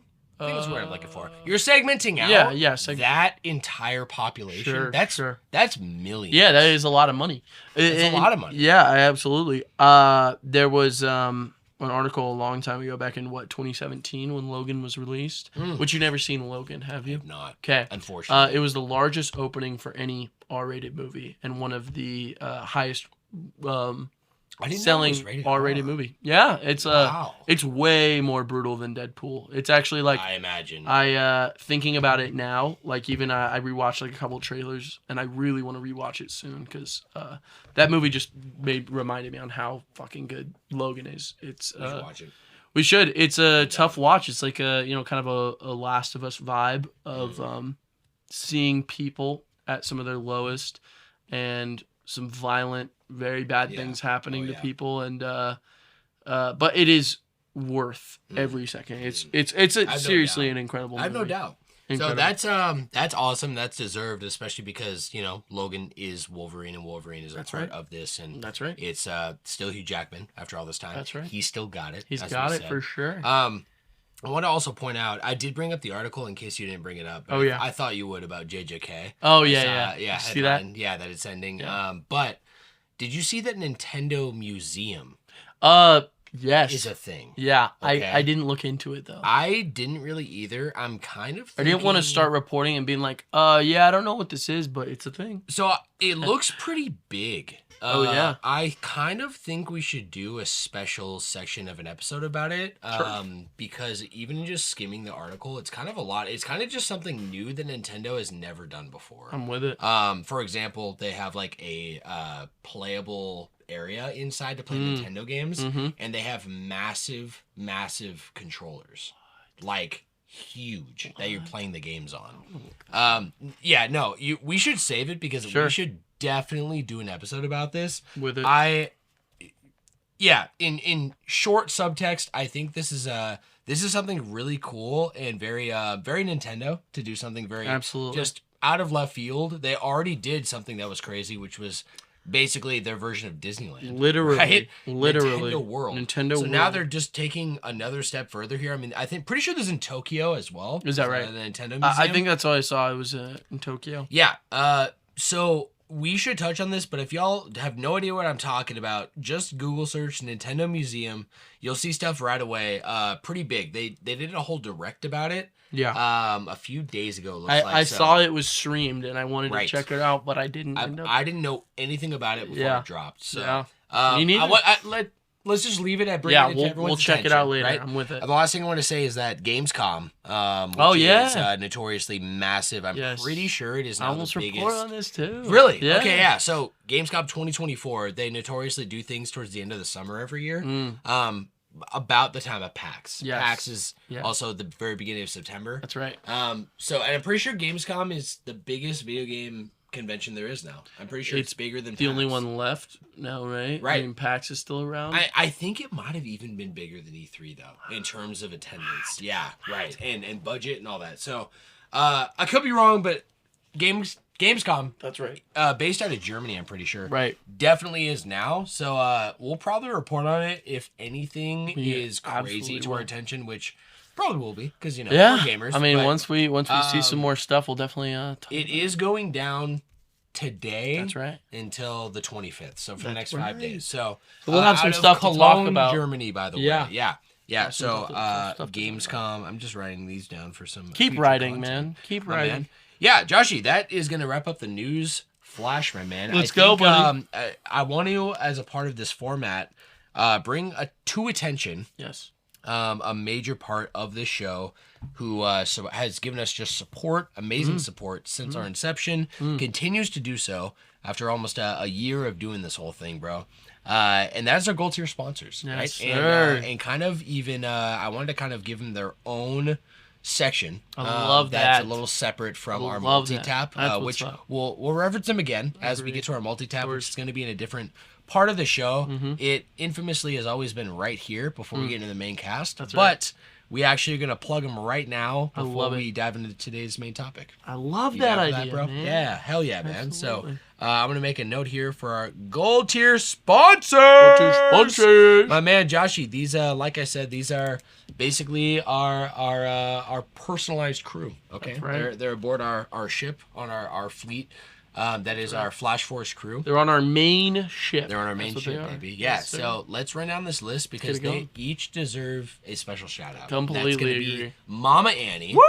Mama Annie. I just Shout talked out with her on Mama the phone Did yesterday you? with Kendall. Yeah, Wow. caught up for a little bit. You know what I just saw? I saw a picture of her when she was younger with your father. Oh, dude. Yeah, it's right up on that wall. Yeah. I first time I ever saw a picture of her. Beautiful young woman, beautiful older woman. Oh, yeah. Is that fair to She's say? aged like fine wine. Like fine wine, say. for sure. Oh, yeah. Absolutely. And, always been, even if she doesn't understand everything that I'm passionate about. Sure. Like, to be honest, my mom she's not really a big, like, entertainment taker in her. Like, she doesn't really watch a lot of things, even if it's not exactly like video games. She kind of watches things that the family puts on, my dad puts on. My dad's a big movie nut. Interesting. My mom kind of like, she'll just take in if we want to, and she'll do it as together time, but she doesn't really take in content on her own. She doesn't watch YouTube, doesn't watch TikTok. She's kind of her own breed like that. So I have a lot of respect for her. I do, bro. She beats her own drum, and I definitely take a lot of who I am from her and my dad, as different as they are and as similar as they are. Absolutely. You know? So big shout out to her. And let's move down the list to Donald Duck. Woo! Yes, Donald sir. D. Yes, sir. My man, Donald the D myth, the himself, legend. man. One of Man, the myth, the legend. OGs. Yeah, one of the OGs. He's number 2 for He is number reason, 2 for a man. reason. Yeah, right. pretty sure since our second episode. That's right. So shout outs to him along with Queen Kendi. Queen Kendi, who deserves a shout out. She does, man. She grabbed us some sandwiches, did she not? She did. That's right. And I will say, announcing it officially on this episode for the first time, she is my beautiful fiance now. Nice, you're telling the people. Yeah, well, I had to make sure. Yeah, you told all of the biggest, most important people knew. Yeah. The only one who hasn't yet is Caleb. So I have to. My deadline. Shout out before this Demon Hunter Saturday. Caleb, I'm gonna shout out in just a second. But here, by this time, when it comes this out, drops, he will have known. I tried calling him last night and he didn't respond. He texted me this morning. No. So I'm gonna try to give him a call again today. But he's the only one on my list that hasn't gotten the word yet, I'd say. Azarel Huncho hasn't either. Woo! So maybe we should call him too. Yeah, you should. Yeah, you know what I mean? Yeah. But Queen Kendi, big shout out to who Huge. she is. Huge. Really a big part of making all this possible for Josh. She is also just so beyond the podcast. She's so deeply rooted into this house and our friendship groups and everything we have going on. She was, oh my gosh, we just had a party and she was there as one of the roomies, and I love having her here. Love having her in the house.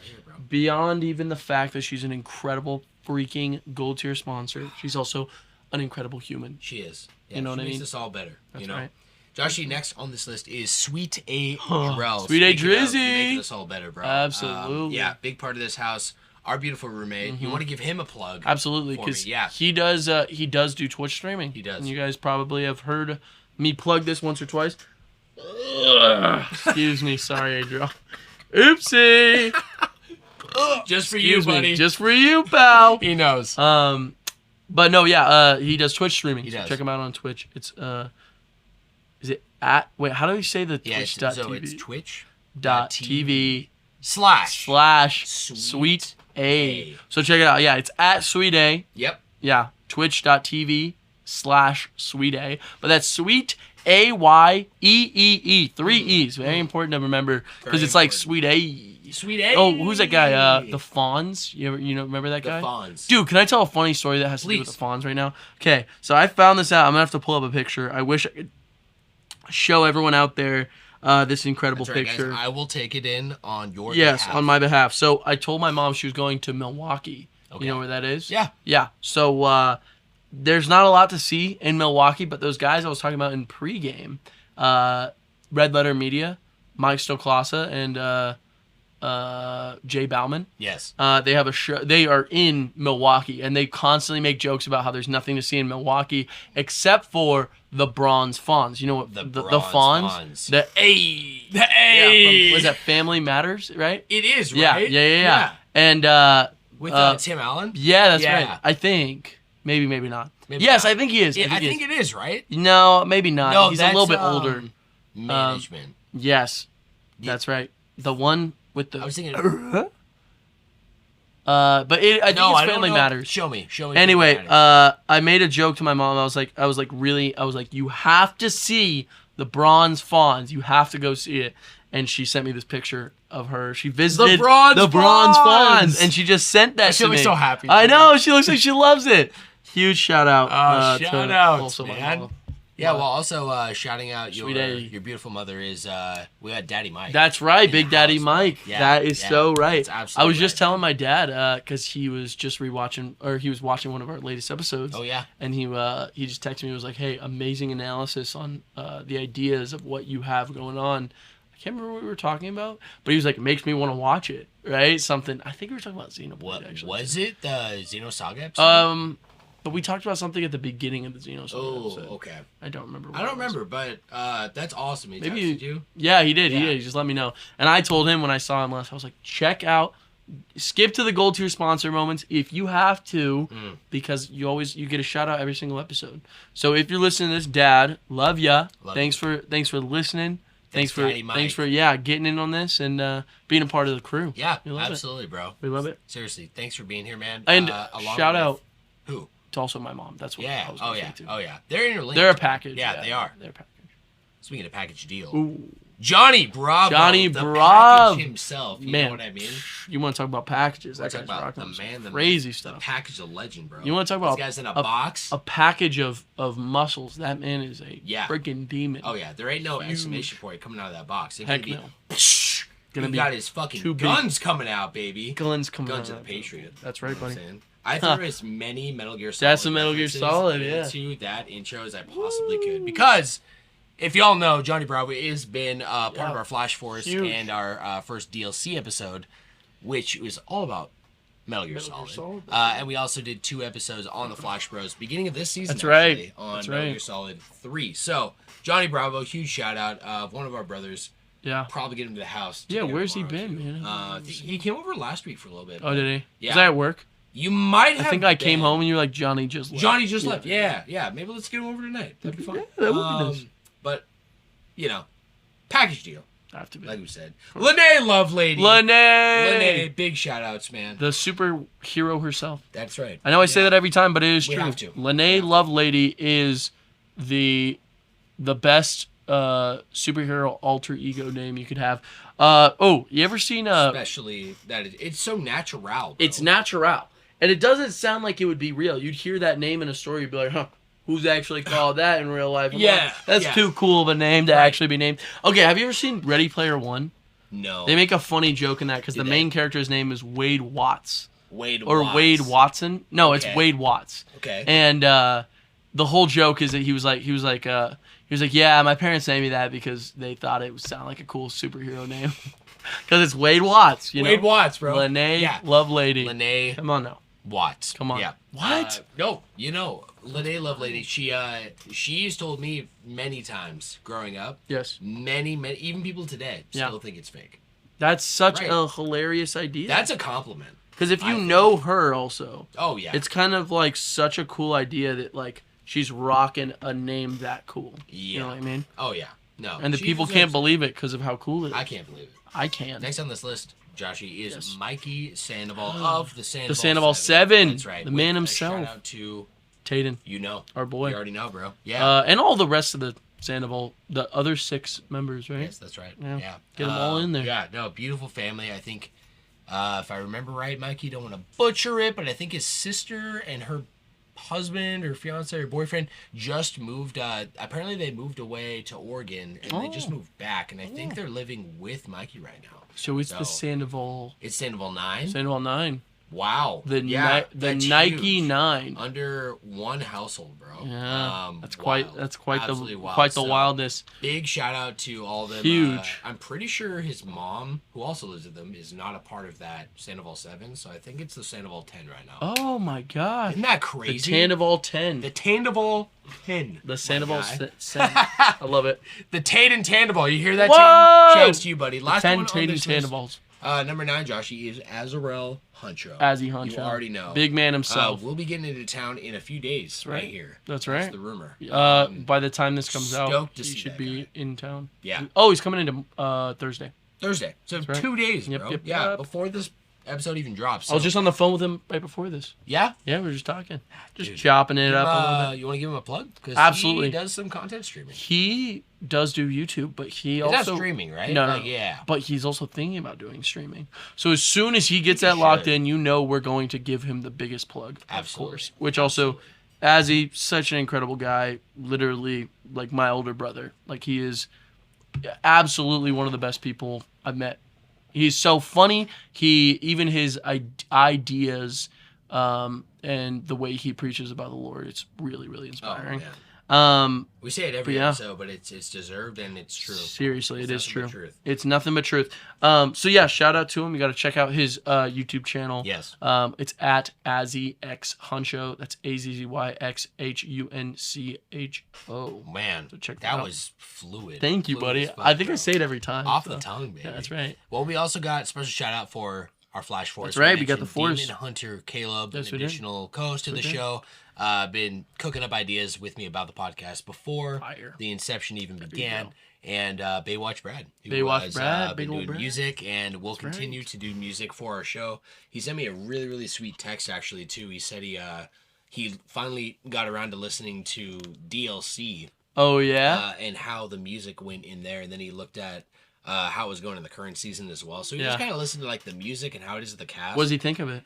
He just sent me a text that was like, "Dude, I absolutely love what you've done with my music for your Yeah. podcast." Yeah. And You it went crazy made me with so happy to just feel like he's a part of that. He really is. You know what I mean? He is. Yeah. So He is big really- shout out to him, man. Easily. Joshy, that's going to wrap up our exclusive gold tier sponsor That's right. list, my man. They We deserve will it. get to the rest of the multi-tap right after our main topic, which Yes, we are sir. going to segue to right now. Let's get But into it. before we do, Joshy, What's going on? I love to interrupt with either pissing myself There you or go. some kind of break Or some or kind of break. some kind of pop something, right? Yeah. So A pop poop. I A pop filter. am making the tradition now Yes. that we are running Flash Ultimate. Let's Before go. Our main topic. So let's hit our break right here. We'll be right back. I'm so excited. Ready? Oh, okay. We're a little Yeah. delayed from each other, but that's That's okay. all right. I fucked up. Cheers, Cheers to buddy. that, baby. And burp. to Joshy, that. we're back, but let's give Dave rundown of Flash Ultimate. Okay.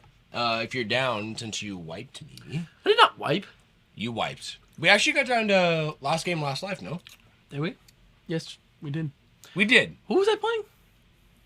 Corrin versus Mars. That's what it was. That's what it was, Yeah. baby. No, that was good. That was That really was good. close. That was really close. But then we one. played another couple sets. couple sets, and I got mopped. You know I what don't I think mean? that's bro? true. Well, You I think I you were won kicking the me with second set. Who was I? yeah. Who was you I were playing? Wii Fit Trainer Wii against Ryu. Fit Trainer and Ryu.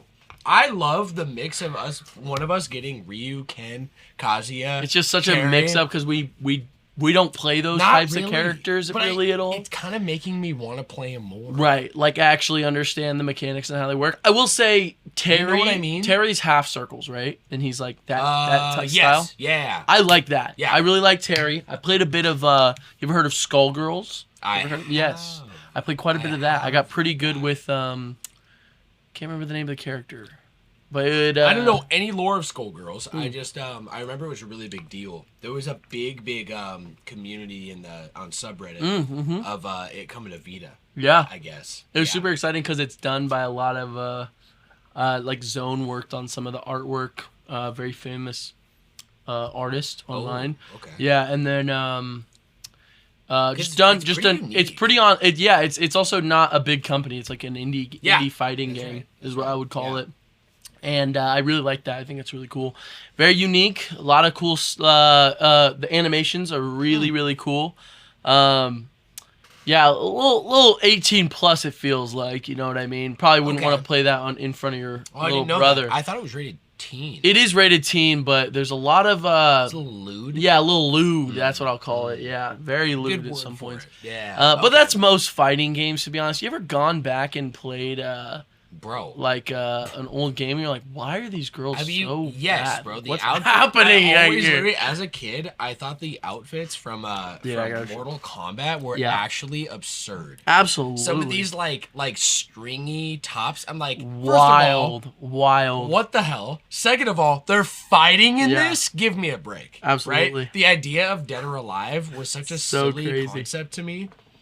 Beach volleyball edition. Extreme volleyball. Dead or Alive is the most ridiculous it's ever so been, ridiculous. Probably. It's crazy, bro. Okay, I just love when this just glitches out. Does this ever happen to you? What? Is this because my phone is old? What? Oh no, I got it. Glitches? Just look at this. The most ridiculous freaking. Look at Fatal Fury's Mai. Have you seen her? Yes. Look at that. That's ridiculous. That's why she don't look it up. No, don't look it up. Not PG. Not safe for work. We like saying we're PG. Would you say we're PG-13? I would. This one's more ridiculous from a later game. PG-13 plus cursing, but I feel like that's under the category, right? Yeah. Dude, that is ridiculous. That right? is literally. Who is that? Voice actor? Ty Lee. That's like Ty Lee. NSFW, bro. Oh, absolutely. Absolutely. So, Joshy, actually, I have a question. Yes, before we dive into our main topic. Please. A real quick pop topic for you. What would you say is the most amount of time, or the hardest you ever went into a fighting game besides Smash? That's a amazing question. Fuck yeah. That is an amazing question. I'd probably have to say ARMS. I got really deep in the mechanics. I played online. I did. They used to have. They had a global test punch. There was like the global test fire for. Yeah. I actually downloaded it and I never played it. So much fun. I don't really like using the No, you don't have to. The Switch. You just mess with your controls. Pro is so much better. Oh, you can use Pro on it. You can use Pro. I forgot. And you can configure all your buttons. Okay. I have my block, which is normally like pressing the 2 back buttons, as my B. So I'm literally able to block damages quickly. I have my jump set as Y, and at the same time, if you press it twice with Min, who I also main in ARMS, which is so much fun. Right. Same color and everything. That's why I did it. I can appreciate it. I've seen it from. I'm all about ARMS. Blade, yeah. I've gotten a whole Blade got good, and also Adrel got really so good at it. Before he even lived here, him and I stayed up until 2 a.m. one night, beating over and over, getting our asses cooked by the hardest difficulty. I just like had this feeling. Co-op, right? Yeah. Okay, that's sick. That's really. And sick. I literally had this feeling of like, dude, we can't do this. And he literally was like, no, we just have to keep trying because guess what, we're gonna get better. And he got that shit into my mind so heavy. Yes. But I played it all throughout high school. I really liked just like showing people the game. And then I liked online. They used to have events online. It was like one time they had a Splatfest, and it's called something. I'm gonna have to remember what it's called. Oh shoot, my ringer's on. I'm so sorry. That's all good. It's called Global Test Fire? No. That was what the demo was. Oh yeah. Yeah. Fuck, man, I don't remember what it was called. That's all right. ARMS. Yeah. Anyway, so, I 100% of that game. I did all the story mode stuff. I did. Yeah, that's a great answer. I got all the badges and the gallery. I just forget about ARMS. You know.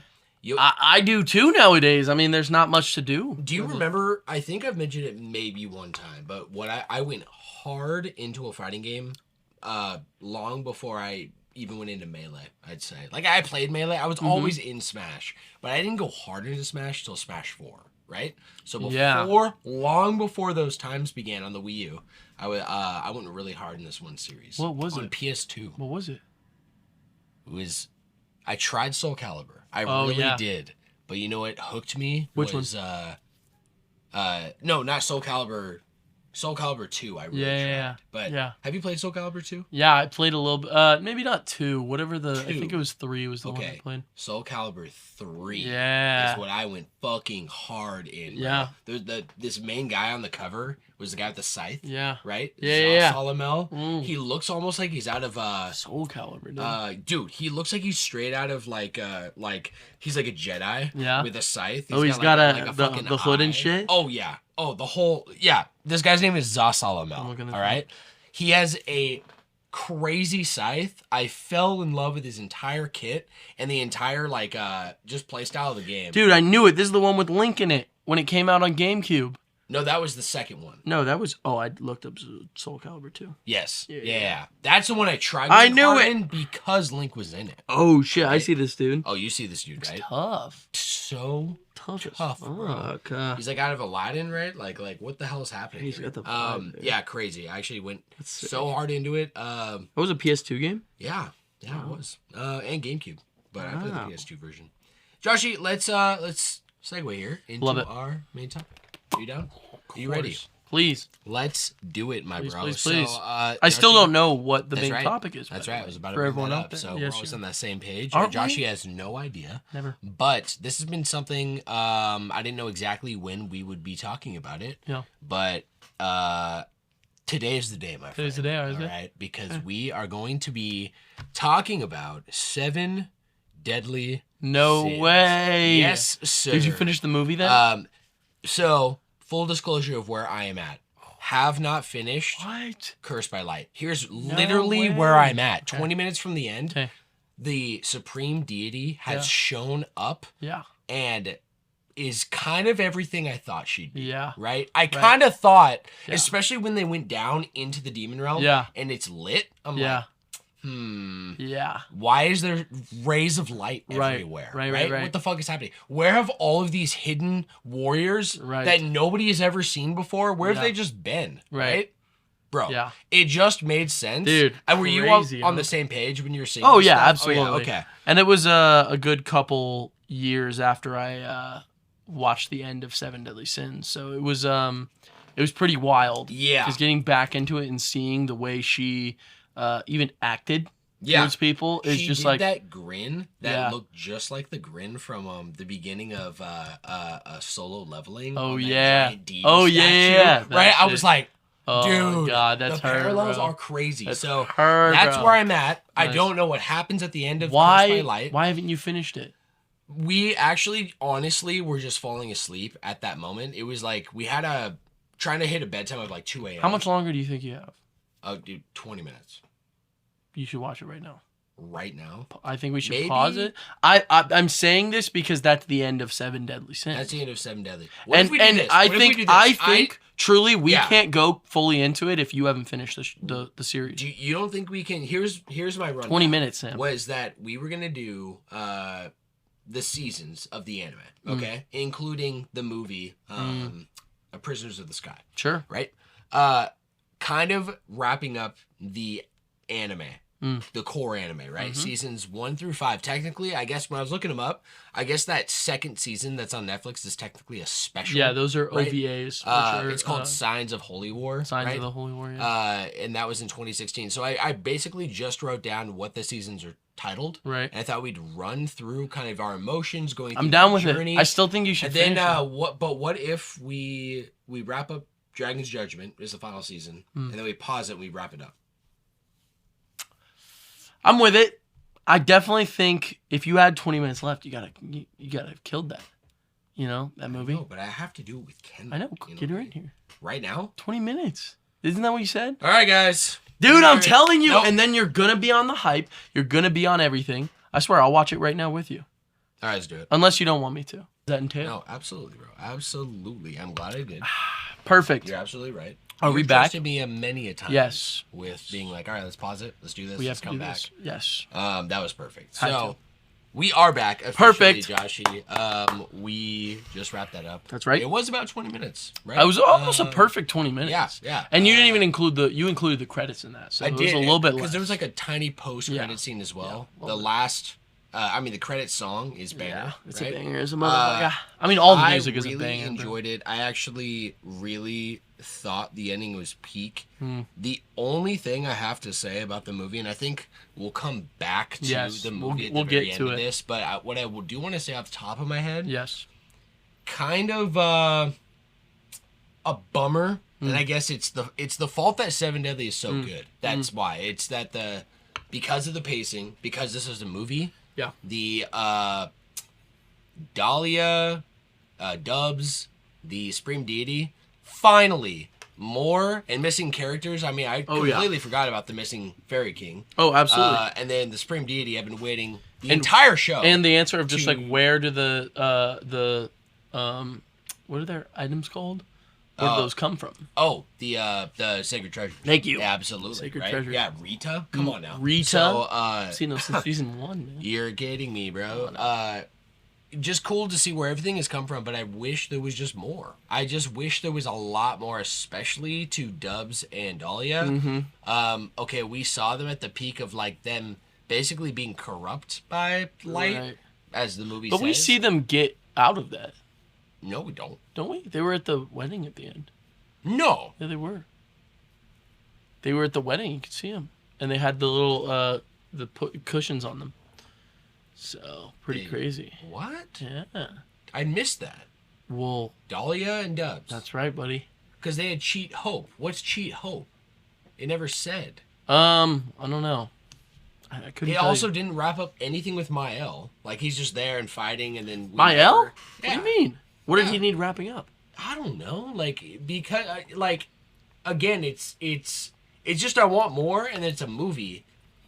That's couldn't have wrapped better. I mean, right? yeah. I just want more. I totally am with you. I also think I did a rewatch. Rewatching without the expectations and just watching what happens. Yeah. It's so much more gratifying because you do see that Mael rapping, right? That kind of end of like... I mean, it's kind of a sad end because he loses his brothers and all that. But he kind of devotes himself to the idea of the sins and the kingdom of Britannia. Right. And that's kind of becomes his new, like, home. Because he is the last archangel Mm-hmm. to a god that doesn't exist anymore. Right. It's crazy. Yeah, absolutely. So, in a way, he's the new Zeldris. Yeah. Right? Yeah, and, I mean... And of the Celestials now, right? And, like, another being... That and by idea. extension, what is the goddess realm to humanity? Right. It's like the deities. But there's also a realm of intrigue to the idea that these beings see themselves as gods and maybe aren't even, right? Something divine, but something powerful, right? Yes. Because the idea that the Demon King and the Supreme Deity, what Meliodas says is that they were created to be in that eternal cycle. Yes. Which, you know, was kind of bringing me out was for the balance of the world, Mobius, right? I make that obvious connection because it's that eternal chess game. Yes. And Meliodas says it's for nothing but the pleasure of you and this sick, sadistic idea that is how balance works. Truly, sure, you have a good and a bad and a good and evil in the world. Right. Someone you can root for and someone you can root against. Without that, you have gray, right? With black and white, things are clear. With gray, you have chaos. And you have the age of humans who need to believe in themselves and rely on themselves instead of a deity. Right? Absolutely. Once you take druids away and what they curse versus what they practice and preach, it's literally the age of chaos. So what happens? It's this idea that order, I think, isn't what you hope and think it is. Right? Which is that in order for there to be order, there has to be sacrifice for the cycle to be what it is. What do they say in the system to be what it is? Right, in Paranoia Agent. Yeah. When that dad who's trying to build his house gets a little knocked up with the Yakuza. Yes. And that guy keeps demanding more money from him. Right. He says, he's like begging to him. He's like, I'm a police officer. I'm a father. My daughter's going to college. Yep. Like this. I'm building a new house. Please. And he's like, okay, for your wife and your daughter in this world, someone has to suffer. Right. And that's the idea he's putting into his head is he's basically like, you either suffer for me or you make someone else suffer in order to bring up your daughter, right? And your wife. Right. And so there's this idea, by the way, I mean that episode is crazy. We never got to talk about it, but that narration in his head where he sees himself as this hero, this literal like shonen action hero. Yes. And is like thinking of these ideas in his head, fucking up his own reality even too. That show is incredible, by the way. Paranoia Agent is its own thing. But that idea is that the Yakuza guy kind of like puts on him is kind of a distorted truth about the reality of the world. Because the truth is, you don't always have to harm people, but people do get put down when you get put up. Yes. And that's right. That's the whole right. It's understanding that for there to be order, there has to be balance. It has to be balance. Right. So for something to go up, something's got to go down. Something's got to go down. Vice versa. Yes. So it really does connect Xenoblade 3. It connects this is Seven Deadly Sins. Is talking about a very simple concept of light and darkness. Right. Avatar touches on this.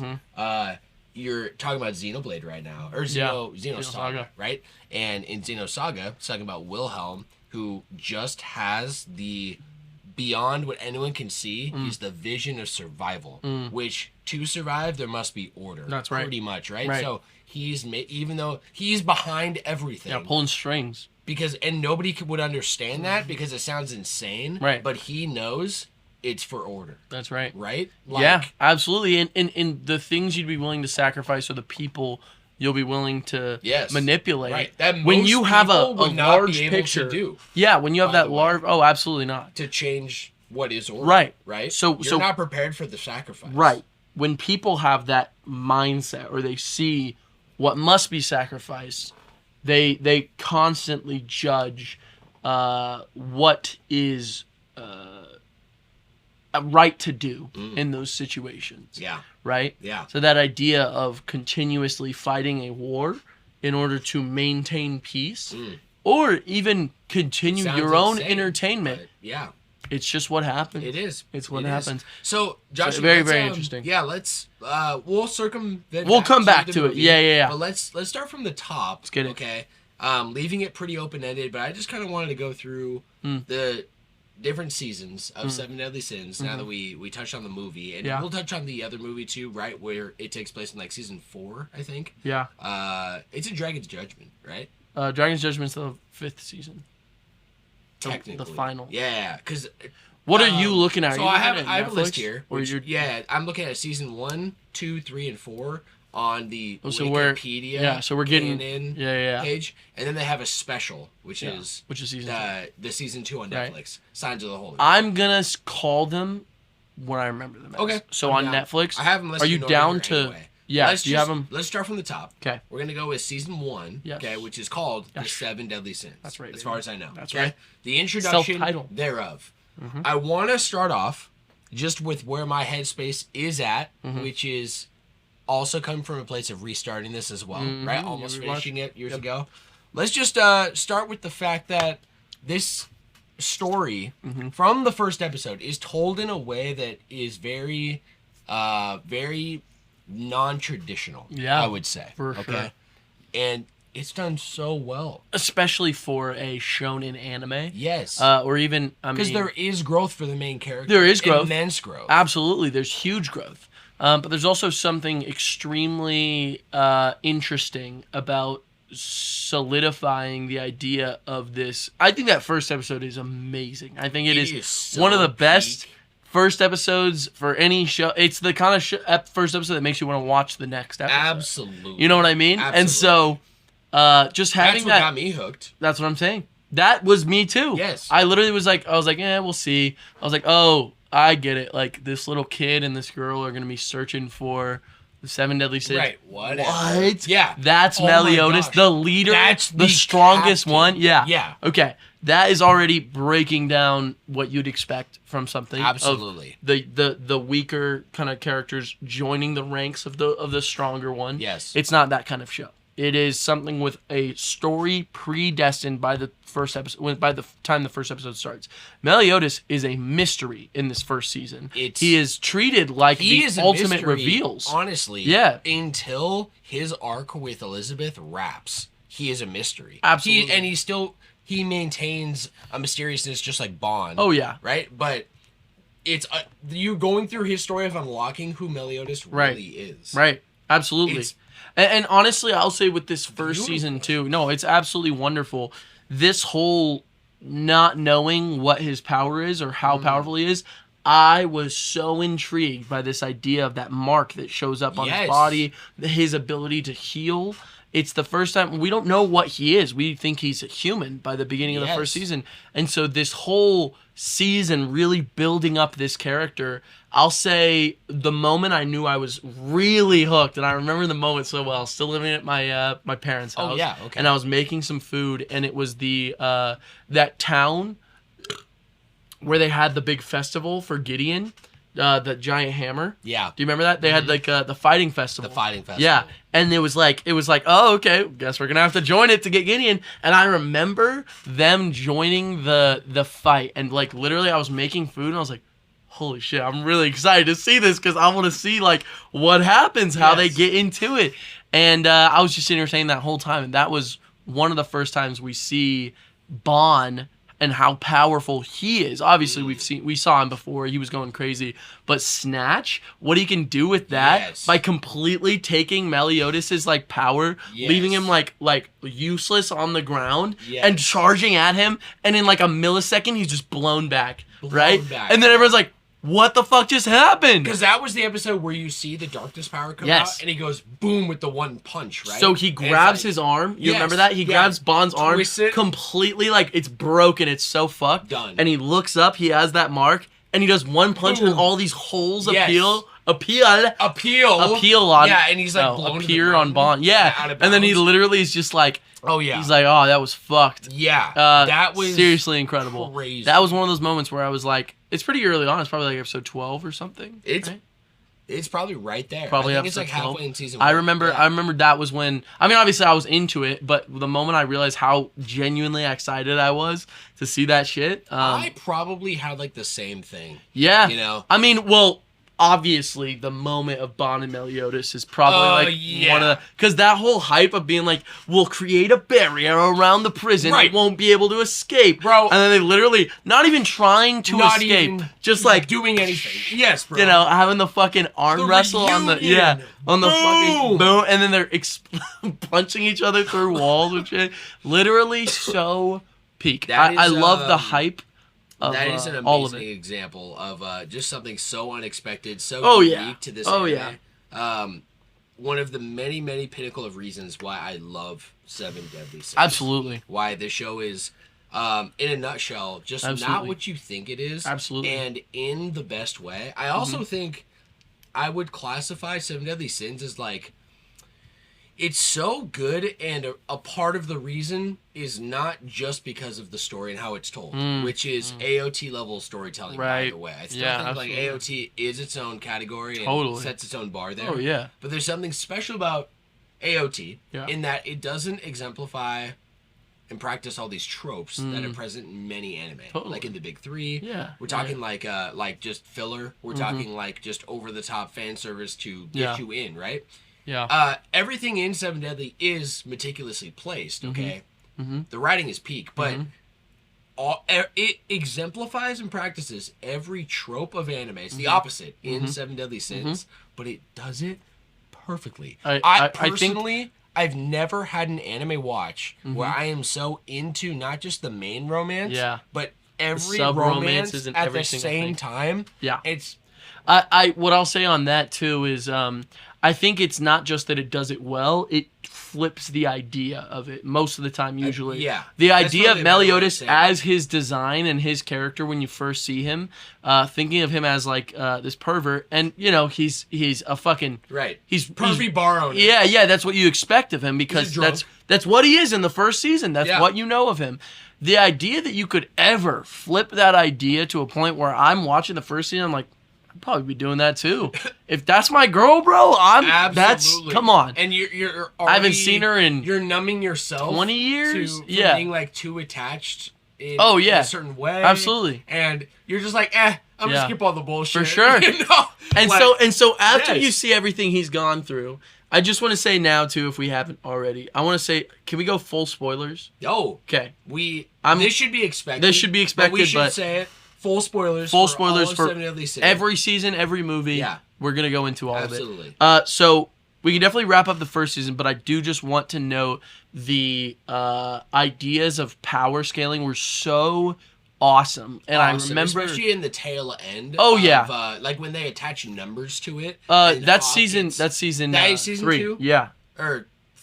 I'm gonna say season 3 too, and that's just how I know it. Season 3, Revival season of 3 the is Revival of the Commandments. That's when he gets the little earring. Right.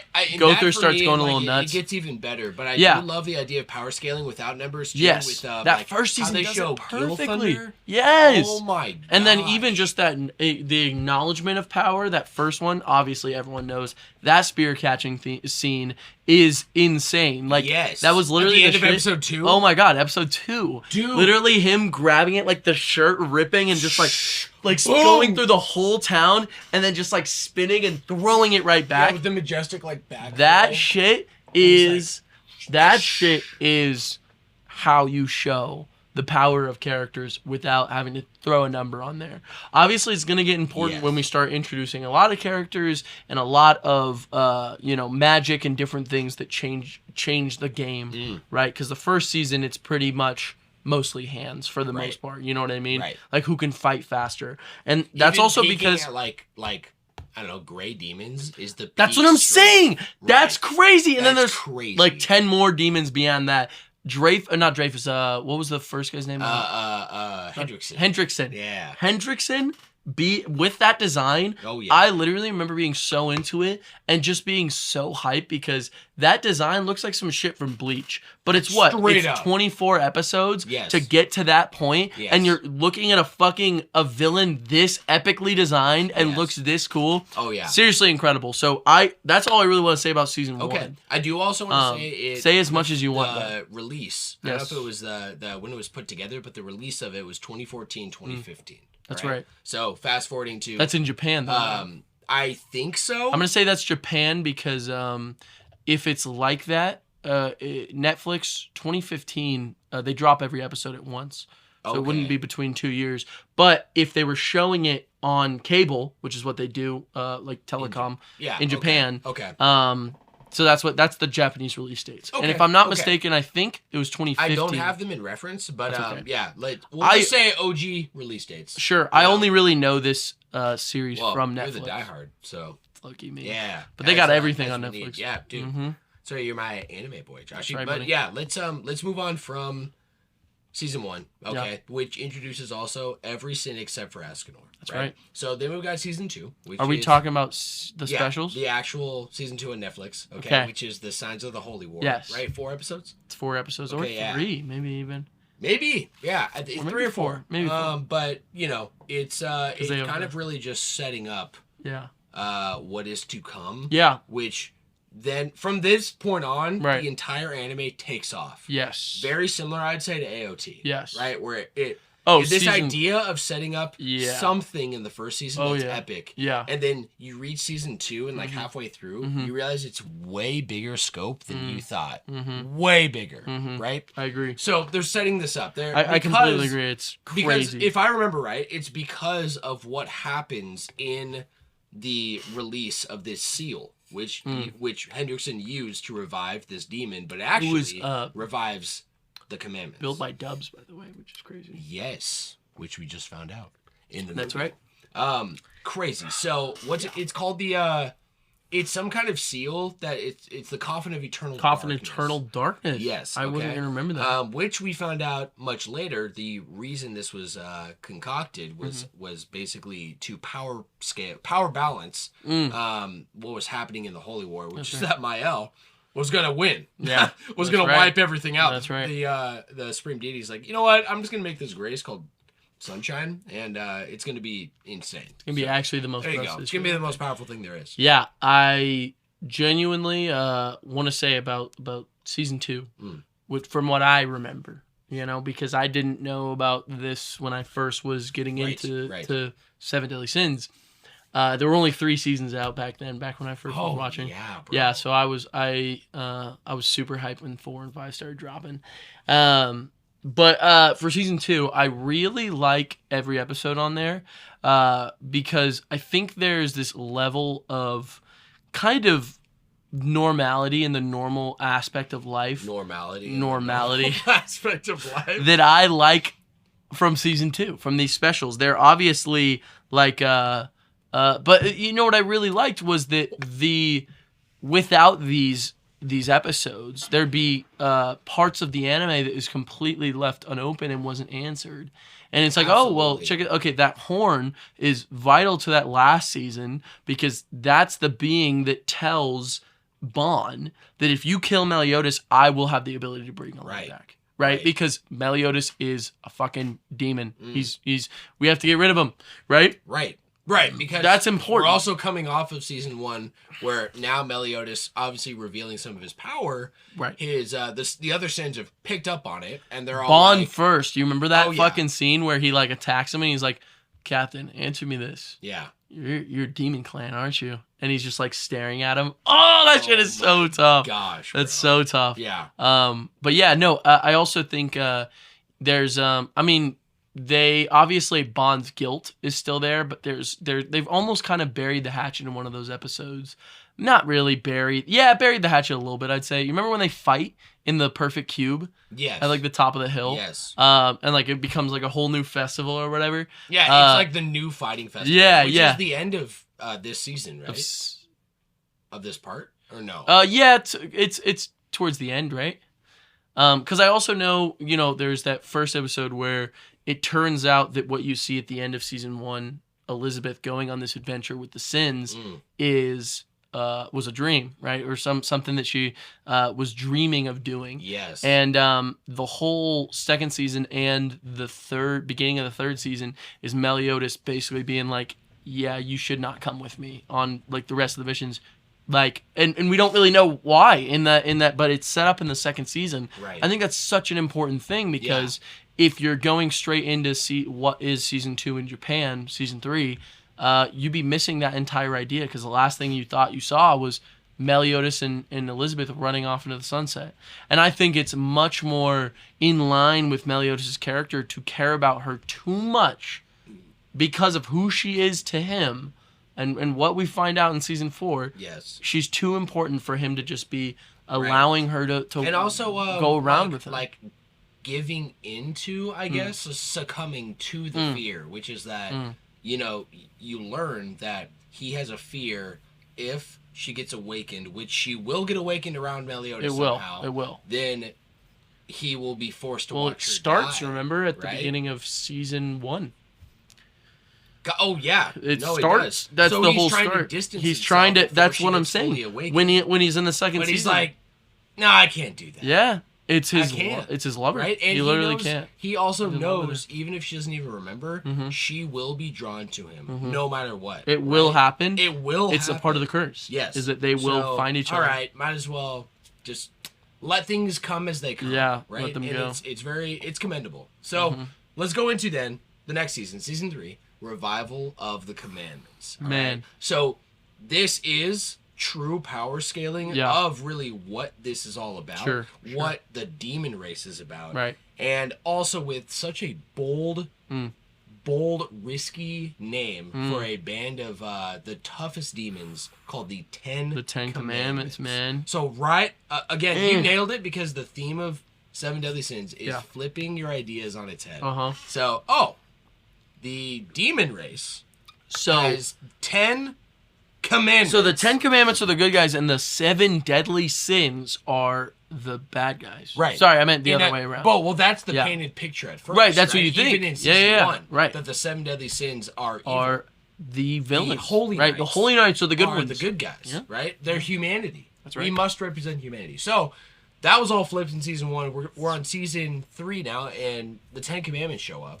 And we really get a taste of them from the first guy, Galland. All right? Yes. Yeah. Galland is of truth. Galland of truth. Okay. Yep. So, because if you don't remember, the commandments have a innate strength to them, not only making you insanely powerful and strong. The commandments themselves are their own spiritual entity from the Demon King. That's right. A tenth of his power, I think. Right. Divided up. Mm-hmm. So you can't enact this commandment in the presence of the commandment. So in this case of Gallant of Truth, you cannot lie in his presence. And he can't either. And he cannot either. The They're commandment also is active. bound to their commandment. Yes. Which goes into Gother, and we'll get there when we get there. But it's crazy because it also now has presented a very figurative tangent. Or I guess tangent's not the right word. A very like a congruent theme, thematic here of that the 7 deadly sins have the label for a reason. They don't identify with it, obviously, but the label is there, and they're showing what, even with a label, it doesn't define who you are. Real. So now these other labels come in that are of the strongest warriors, right? And it's like, dude. Oh shoot! I'm so sorry. Hey, we always gotta have it go off. It's right at 9 p.m. Baby. It is. It's 9 This p.m. Is right on schedule, That's actually. right. So, That's right. You know what I mean? I don't know. I absolutely do, because I think that's an extremely common theme of the story. Even much later, the idea of King Arthur, right, and how important that sword is to pull, right? Yeah, and how you'd expect it to be. Kind of first foretold here. He's on his way to find the sword, right? Oh, that's right. Yeah. Wait, no. I think that's season. No, he pulls it the next season. Yes. Right? No. Yes, he does. But he's not looking for it until after it's like a little bit after halfway through, after Meliodas is killed, quote unquote. Yes. Yeah. And then that's when he gets Kath, and there's a little time skip, and then we know he's on that mission. That's where we also meet that samurai dude. Remember that guy? Oh yeah. The fallen angel. That's right. Yeah. And yeah, so there's a lot of stuff coming in the next season, but a lot of really good setup. I also will say one of my favorite, most shocking moments was in this season. There's a couple scenes actually I want to talk about that I have to talk about. Oh yeah. First off, Meliodas' trial with the druids. Yes. That scene stays to this day as I remember, like the whole episode. The whole episode. Yeah. The whole episode. I remember this feeling when I was watching it, where I was loving this show and I loved it so much, but it needed to stick this landing. It needed to stick a landing of the emotional pull and the ideologies of this, because I was a little bit. My heart was a little bit removed with the end of Soul Eater. I'm not a huge fan of it. Because they just go down this route of like, I understand the whole idea. I really do like the end. No, I don't really like it that much. But I like what they're going for with Soul Eater. Okay. It's the whole idea is kind of standing up for. It's like bravery is the most important thing. But it really felt like they were setting up this idea of, because the whole thing is a bond between the Meister and the weapon. A person can turn into a weapon, and you guys have this really strong bond. And there's this real feeling where all the Meisters and weapons, kind of Xenoblade-esque, where, Blades. Yeah, just like Blades, they have this close connection that really no one else can have. And it really does feel like love. And it felt like that's where the story was going, that the point was love. And they really fumbled it at the end. It was just like, they were like, bravery is the most important thing, and I was like, I'm not feeling it. That's the moment of like, you really almost had me. This could have been just there, but it just felt like it fumbled. This moment with the druids was really, for me, that moment for 7 Deadly Sins, where I was like, yes, how do you solidify Meliodas as a good character if he doesn't work? If the idea of the story doesn't work, and I can't get behind what's being said, if the idea of and it's the true question, like the of idea of like how, just accept it. Yes, yeah, or with a lot of anime, that's how it goes. With Meliodas, how do you, not even just Meliodas, fuck it, let's bring this in the real world. How do you get rid of anger? The truth is, how do you get rid of it? Do you just breathe? Do you let it pass? Is there something deeper behind it?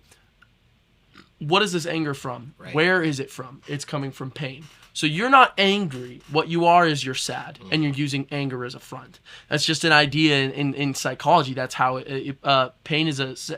anger is a secondary emotion. Yes. That's what it's called. Yeah. Yeah. Absolutely. And so there was this whole idea of judgment, and this character, Meliodas, trying to be the man and getting angry, and just every second he loses and he loses. And there was a part where I was like, this is not at all what I want it to go to. And it's him literally saying, like, he's like, I just have to not care. I have to forget. Right. I have to disconnect from my emotions. And for a second I was like, no. and then it switches, and that idea of he explodes. He's like, I could never forget about this feeling. But it's not about ignoring the feeling. It's not about pretending that feeling doesn't exist or pushing it down or trying to not care about Elizabeth. Care about her. So what you need to do is cry. You are sad. You are heartbroken. In that moment, all you want to do is destroy everything around you because you found this life with the person you loved more than anyone. You were a captain, and you had this brand new life that you were living, right? Right. And what do you do? You want to blow up. Feel it. You gotta feel it. You have to. And that moment of him, it's gonna make me cry. Dude, that moment of him powerful. Crying and just saying like, never again. I'll never feel this again. Boom. And then he's back. Passed. And then he's got the tears. He's back. I literally was like, that is the I kept rewatching it over and over. That was the moment the show truly won me over 100%. Because still, you're watching it. Even you're up on season 3 of a show, you still got to know what the show's truly about, right? Yes. And Seven Deadly has something more important than this idea of bravery or this idea of being a man or even like a lot of Japanese themes, which is kind of suppressing your emotions, if that makes sense. Definitely. And kind of high stress and just be a man, right?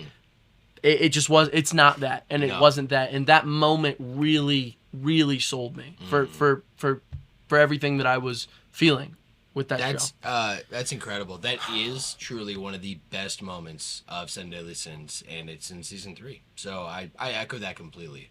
Do you remember what happens right after the druids as well? That is when we hit the introduction of Escanor, right?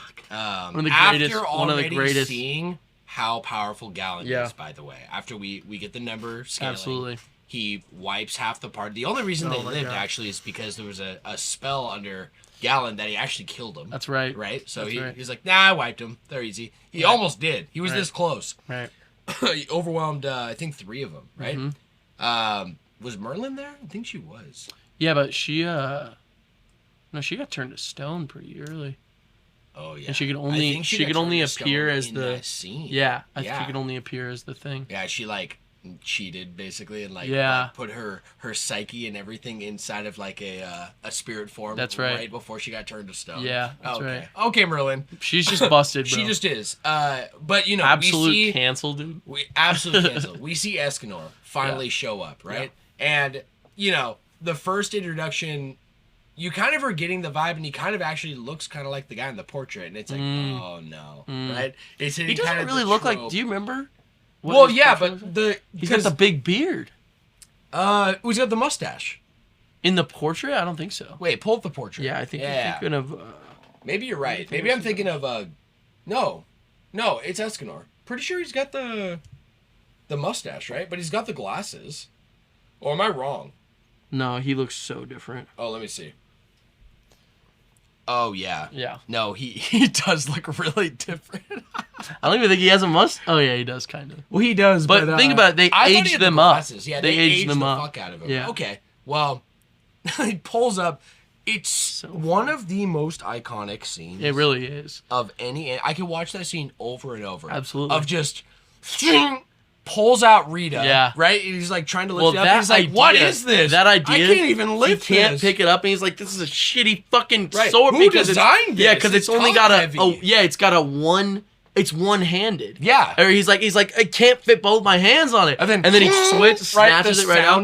He's like holding it. Sacred like this. treasure, yeah. Rita. This because it's a one-handed axe. Oh, Galen couldn't even pick it up. Gosh. The idea of also him laughing in his face. Boom! Chops him in half right off the gate. Right off that the moment. Gate. Oh my god! Oh my Are you serious? Then Galen challenges it. Yeah. Right. They can't run. To the game. He does the ultimate move that chops the mountaintops off and cuts through everything, and hits like his arm, tiny barely scratches him. Yeah. He's like, well, I guess it's my turn. It's like, guess it's my turn. Bro. And Galen gets so fucking terrified of the attack, he breaks his own commandment and kills himself that way. And runs away. That scene of him, he's literally running turned to stone. Dude, that shit is so epic. It's so epic. Oh my gosh, I love it. Also revealed in this season is the the wave existence of I can't remember what commandment, but piety is Zeldris, right? Piety is love, right? Yeah. No, that's Esterosa. It's Esterosa. Yeah. Okay. Yeah. It's Esterosa of piety. That's right. One of the craziest characters in this entire anime is Absolutely. Absolutely. And this is the setup to it, because it also starts not making sense who he is, right? Because you're like, early. Yeah, extremely early. Yeah. Of even just like, okay, Meliodas has 2 brothers, right? Right. It already has that weird feeling of like, okay, one of them looks just like him. Sounds like him even. Yeah, sounds just like right? him, in fact. Yeah. And then the other one is... Oh, okay. Yeah. Yeah. He's just there. He's much older. Why does he kind of look like a Sephiroth character? Like, why does he look so cool? Yeah. Yeah. Also, that scene with him and speaking of Escanor. Yes. That's the only time, literally because of how cool Esterosa was, that is one of the perfect times of like, he got his ass beat by fucking Escanor, dude. Yes. Even if he got a good hit on him. Who is that, right? Yeah. That's Mael getting his ass handed to him by his own grace. His grace. Even that idea from a of him human using a full counter the physical full counter, and it cutting Escanor. He's like, oh, I actually felt that because it was my own move. Doubled onto me. Absolutely. It's iconic, bro. Okay. Let's move on to season 4. Right? Absolutely. Which would be Imperial Wrath of the Gods. This is when shit is getting real. This is one of our first, I would say out of the whole series, this is the most information we've learned, because there's the story about the Holy War that is kind of lived through, almost like an illusion through Deanne and King. Yes, it's almost also like this distant past idea of 3,000 years. That's a long time. Yeah, ago, right? Absolutely. And so suddenly in this, you're right, in this season, that time of 3,000 years ago meets today. Absolutely. Right? Yes, and it's one of the craziest ideas, not only because Droll and Gloxinia are giving up basically their roles as 10 Commandments and kind of showing even why they did. Right. And that's the whole point, right? They have to figure out why they joined the 10 Commandments and what mistake they would fix, right? That was why they were back there, and that's how they would escape it. Yeah, so you see, the whole idea of, that's when you first start seeing, this is the first time you see archangels, you're like, you see a couple in season 3. Yeah. There's that one that like takes over the body of that one older guy. Yes. Who he like gets killed from right in front of the girl with the pink hair. Yeah, what's that troop called of Holy Knights? The Death Scythe? No, Death Block? Block Death. I don't remember.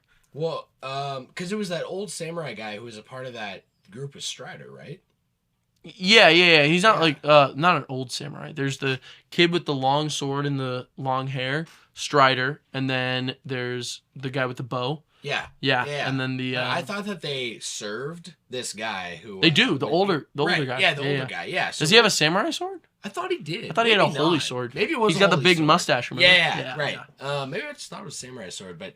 Oh my god! Remember even like the fight that happens between him and Fraudrin? Fraudrin, yeah, getting crazy. Also, now the entire flipping on its head. Idea. Yeah, Henderson's a good guy. Yeah, Dreyfus is now the bad guy. Dreyfus has been right. Like what the heck is happening? Right. Even the first scene with Dreyfus where he kind of looks like he's like, what the heck is Dreyfus doing? Right. And then he like massacres that house. Yeah. And it shows the flashback. It shows the. Yeah. Wow, man. Crazy stuff. It really is crazy. It really is crazy. I also, I think that season 3 also just leads really well into season 4 of just like what I want to see, this idea of, sorry, not to talk a little bit about 3, but that idea of Meliodas coming back, losing his emotions, that idea of like, okay, so who is this guy? Like Meliodas, like he's a little sadistic. He's got this dark side to him that we don't really see at all in the first season. Just some crazy stuff. I also think that worth thinking about. Season 3 through 5 has overlapping Like nothing quite is fully wrapped in the same way that season 1 was. Yes. Right. Oh like, yeah. Like oh, so. Yeah. They all kind of overlap right. with the same ideals, Totally. and so Revival of the Commandments up until Dragon's Judgment. That's right. It kind of is one nonstop, massive mega season. Absolutely. You know what I mean? I mean, the most we really see in terms of like is a couple like time skips. Really, like Meliodas when he first dies in season 3. Right. Remember that, and then Elizabeth takes over the boar hat. Oh yeah. And then obviously the jump between season 3 and 4, where we kind of see like the sins have been on the road again, whatever they're doing. Right.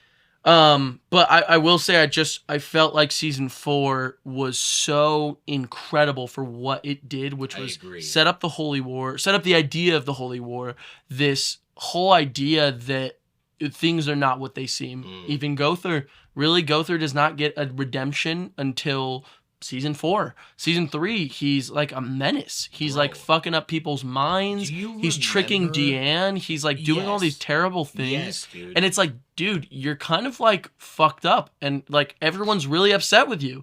And him seeing his backstory and then getting to hear him really apologize to like King and Deanne too for what he's done. Oh yeah. Is seriously really good and really well done. And it's so well done, bro. I think one of my favorite moments you just reminded me, kind of like what you were talking about with the druids and Meliodas, is I don't know if you remember specifically, but I just rewatched the scene because that's what leads into the movie, right? Is into Prisoners of the Sky, right? Oh yeah. Is the scene where they finally corner Gother. That's right. Because Gother relived that flashback scene in the fog. Yes, right. Of why he feels like he has no heart. Yeah. Which turns out he has the whole time. He just sealed off this huge part of who he is in his psyche. Because he didn't want to feel the pain. Even if he is a doll. That is the idea, because with what we see with Gother, it goes with, you, like you said, that idea of Meliodas. It's sealing off the pain is not going to work. No. You will almost become a shell of yourself. It'll always come back. It'll always come back. And so how do you deal with it? You feel it. You allow yourself to feel it. Don't cut yourself off. And I thought that was really powerful. What Deanne says is she stops him from doing it again, right? And she screams and she's like, we are your friends. Let us bear your pain with you. Right? Dude, that is a cry moment. Seriously. Makes me want to tear up right now. She's crying as she's saying it, right? Yeah. She's like, let us bear your pain, right? You're not meant to do this together. What are we? We're the 7 deadly sins because we have nothing but each other, right? Baby. It is so peak. Yeah. It was a moment for me of Gother was my least liked main character. Same here. Until that moment. And honestly, like I wanted to like him so much too. And also we were so close with what we saw with the Holy War, that flashback. We see he was the doll, obviously the son really of the original Gother, the actual Gother who worked with the 10 Commandments. Yes. Gother was one of them. And he releases his son and allows him to live. Selflessness. Yes. And he allows his son to live in that moment. But that's also something I love so much about season 4 is the true mystery continues. It builds this mystery incredibly. That's what I mean by that's what I'm saying. Right? But it sets it up the best of like, it just sets it up. Gother did something. We don't know. He casted something that changed the tide of the Holy War. They said that Gother ended the Holy War. That's exactly what he did. One thing that would take all the magic in his system. One thing he did that ended the Holy War. Yes. And that is the question that's on my mind for the entire rest of the season. Right. Which for you was there was a break. Right? That's between season 4 and 5. Well, I read the manga. Oh, true. Yeah. Okay. So I found out all the Esterosa stuff with Mael. I read all in the manga. So they were releasing that congruently. The manga was already finished by the time I started it. Okay, got it. Okay, because I'm looking at the years here, which are probably Japanese, like you said. But season 4, Imperial Wrath of the Gods, that was 2019, 2020, and then Dragon's Judgment, the final season, wrapped up in 2021. That's right. So with that year break, that would drive me nuts. Yeah. I also watched it though, concurrently with you. I think you got me really into it because I think season 5 just dropped. That's Dragon's Judgment. For the most part, I think. Yeah, or 2021 dropping. In 2021 is what it says. So I don't know if that was with Netflix too. I think it was about right. Yeah. I think I got back into it because of that last season. I was telling you how good. Well, because I think it's like episode 4 or 5 or 6. My bad. That's like when they really wrap up a lot at once. Because if you remember how the final season starts, is, to be honest with you, Josh, one of my favorite starts to any kind of season 5 ongoing season of any anime ever. Yes, it's Bon rescuing Meliodas, bro. Bon, the human, doing the impossible in the realm of the impossible. I completely agree. That show was so awesome. Because he's the only one who can. Yeah. Even this idea that the only being who could actually exist there normally, besides Wild, because he was born there, right? And Hawk by extension, was the Demon King himself, right? So even Meliodas succumbed. Well, that's also something really interesting is that they're creatures of purgatory. So they're like some of those toughest things. And if you rewatch that series knowing what Hawk is and seeing that, you're like, this guy doesn't die. It makes sense, He won't die, and he can't die. He's one of the most resilient creatures ever made. If anything, he's just dramatic. He's dramatic as fuck. Fits his character. And I love it because it's like he'll literally get like burnt to a crisp. Right. And he'll be completely fine. He's like pizza. Runs out of there. That's how it goes. But it makes sense. It's not a cop-out. Yes. Because, plot armor. I want to say also, if we're talking about Seven Deadly Sins in its entirety, I definitely think Hawk is one of the best little mascot characters you can do because seriously, I mean, I know a lot of people don't like Hawk. I know that vibe. But when you really, I didn't like him at first. I know, when you really tie the idea of him to what's good in their team and what works with them, it really does make it so that Hawk becomes this important aspect of not just the positivity, but what he brings to the crew, which is just this sense of family. At some points, it feels like him and his mom are kind of the glue that's keeping these guys together, especially in season 1. Oh, yeah. And I really like that idea because then he becomes less of an annoyance and more of integral to what these characters are going through.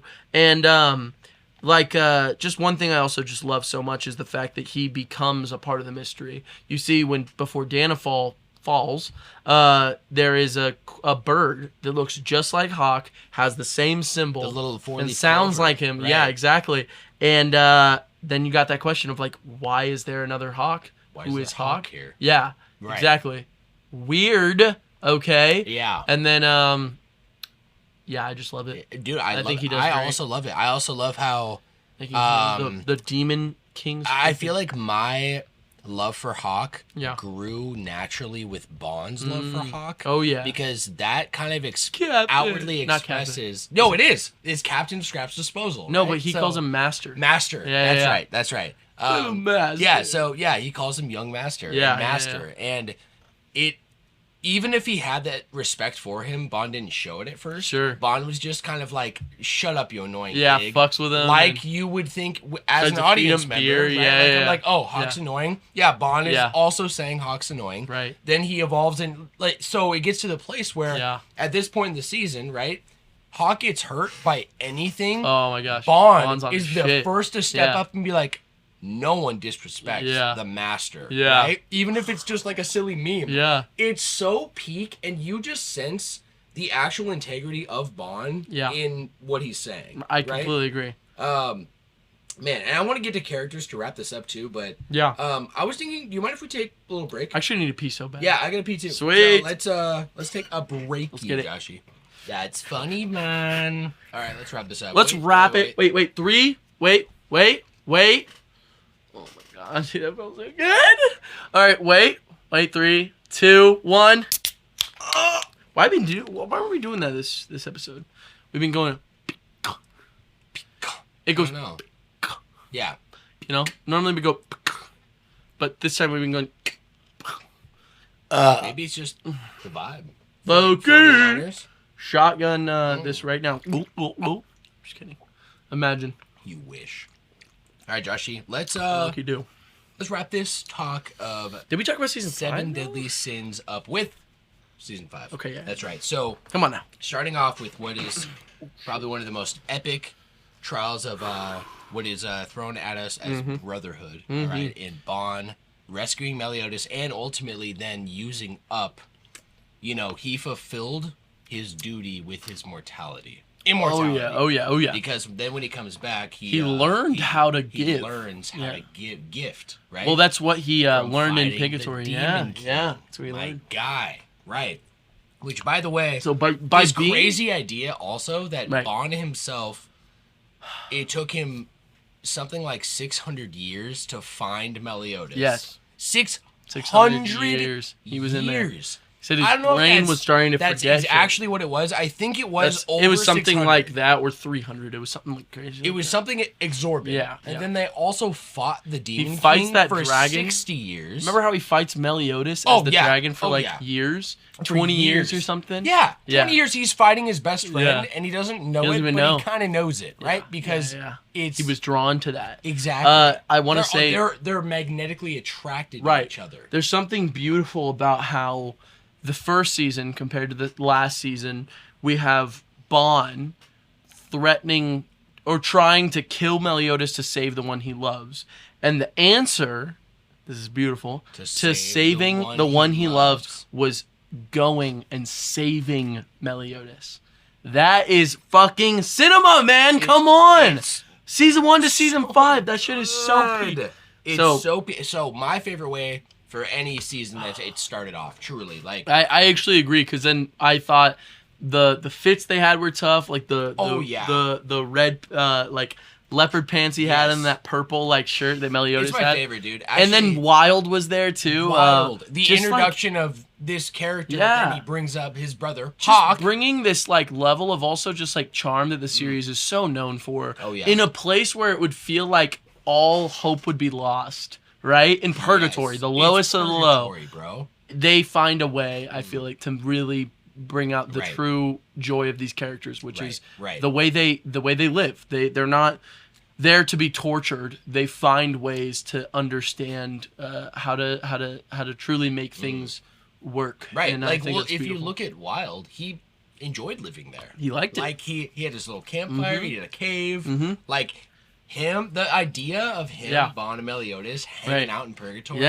making the most eating the of big it, meat, so iconic. Because didn't Wild help them fight the Demon King? Yeah. Yeah, he was there the whole time. Yeah, the whole time, Yeah. bro. Oh, my gosh. And he was crazy. Yeah, he was looking. We find out that Hawk had an older brother. Yes. Who the reason that Hawk is so small is because a lot of time can pass in Purgatory, and he's a baby. He's a little baby guy. A baby. He's a little baby boar thing, and which is really funny because those things apparently live a long time, because even after a whole year, he looks about the same when we see him in the wedding at the end of freaking whatever it's called. Like at the end of the series? Yeah. Yeah. What we just saw. Their wedding when he shows up. Right. Still a little guy. Pulls up. So the next major event, right? Yes. We get the unveiling of basically the truth and backstory of Gother. Mm-hmm. The original Gother, right? The creation of Dal Gother, why he looks the way he does. Right. Going in tandem even with the original Gother's own sin. Right. As well as the Dal Gother's sin. Right. Right? Which it's beautiful that it was parallel. I completely agree. They each had their own story that made them understand each other. He understood his master through his love for that one chick that I can't remember. You're like, I was so invested in all the romance, but what's that bitch's name again? I don't she's remember. in one fucking episode, bro. Come on. She's the princess. It's like Princess, the purple dress bitch. Yeah, Princess. Fuck. Princess. Charlotte. Zelda. Princess Melia Antiqua. We see this this whole backstory, and then the true Gother, how he, because of his own commandment, which was strategically given to him by the Demon King, because the Demon King feared Gother's own power. Right. So he gave him selflessness for good so reason that he too. couldn't be Apparently, selfish, he couldn't be. So, in order for him to enact the craziest of the crazy, right, which was the forbidden spell of essentially locking out the entirety of Mael's persona, every part of and his creating mind. someone new that was siding with the demons. And it wasn't just that; it was an illusion spell, a memory spell. Yes, from every person connected on the planet who's connected to Mael.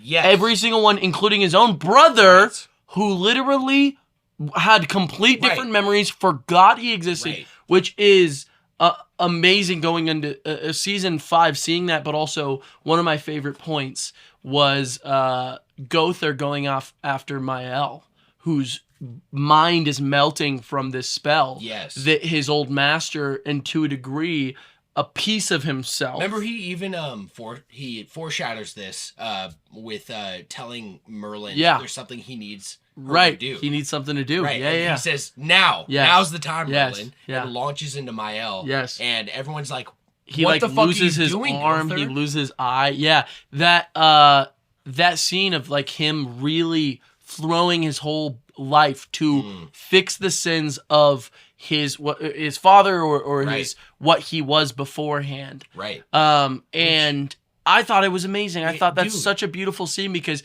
that was me. I was so connected to Gother. I remember having this feeling like, go Gother, like right the wrong that was happening, because it's not fair to Mael. No. He got fucked worse than anyone else just because of his power. Yes. That was the only. Remember, even Mael. Pre-game action. This all day. Now. I don't know why I'm burping. Josh just doesn't know how to process anything that's carbonated or not. Dude, literally, I think that's it. It just comes out. That's why, because I've been drinking a like people who don't chew their food before they swallow it. You know. I don't chew my water when I drink it. You don't. Maybe I should start. Well, you should definitely give it a shot. It might help. Yeah. You know what I mean? You're not wrong. Chug some olive oil. Dude, yummy. In boiling water, and then boiling water and olive oil.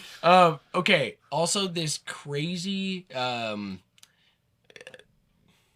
was gonna say iconography. That's not what I'm looking for. I like that. I like that word. What I'm getting at. I do. Symbolism. Symbolism. Okay? Crazy symbolism for. Because like Gother had to stop it at some point, because what was happening was this creature that was created, Estarossa, right?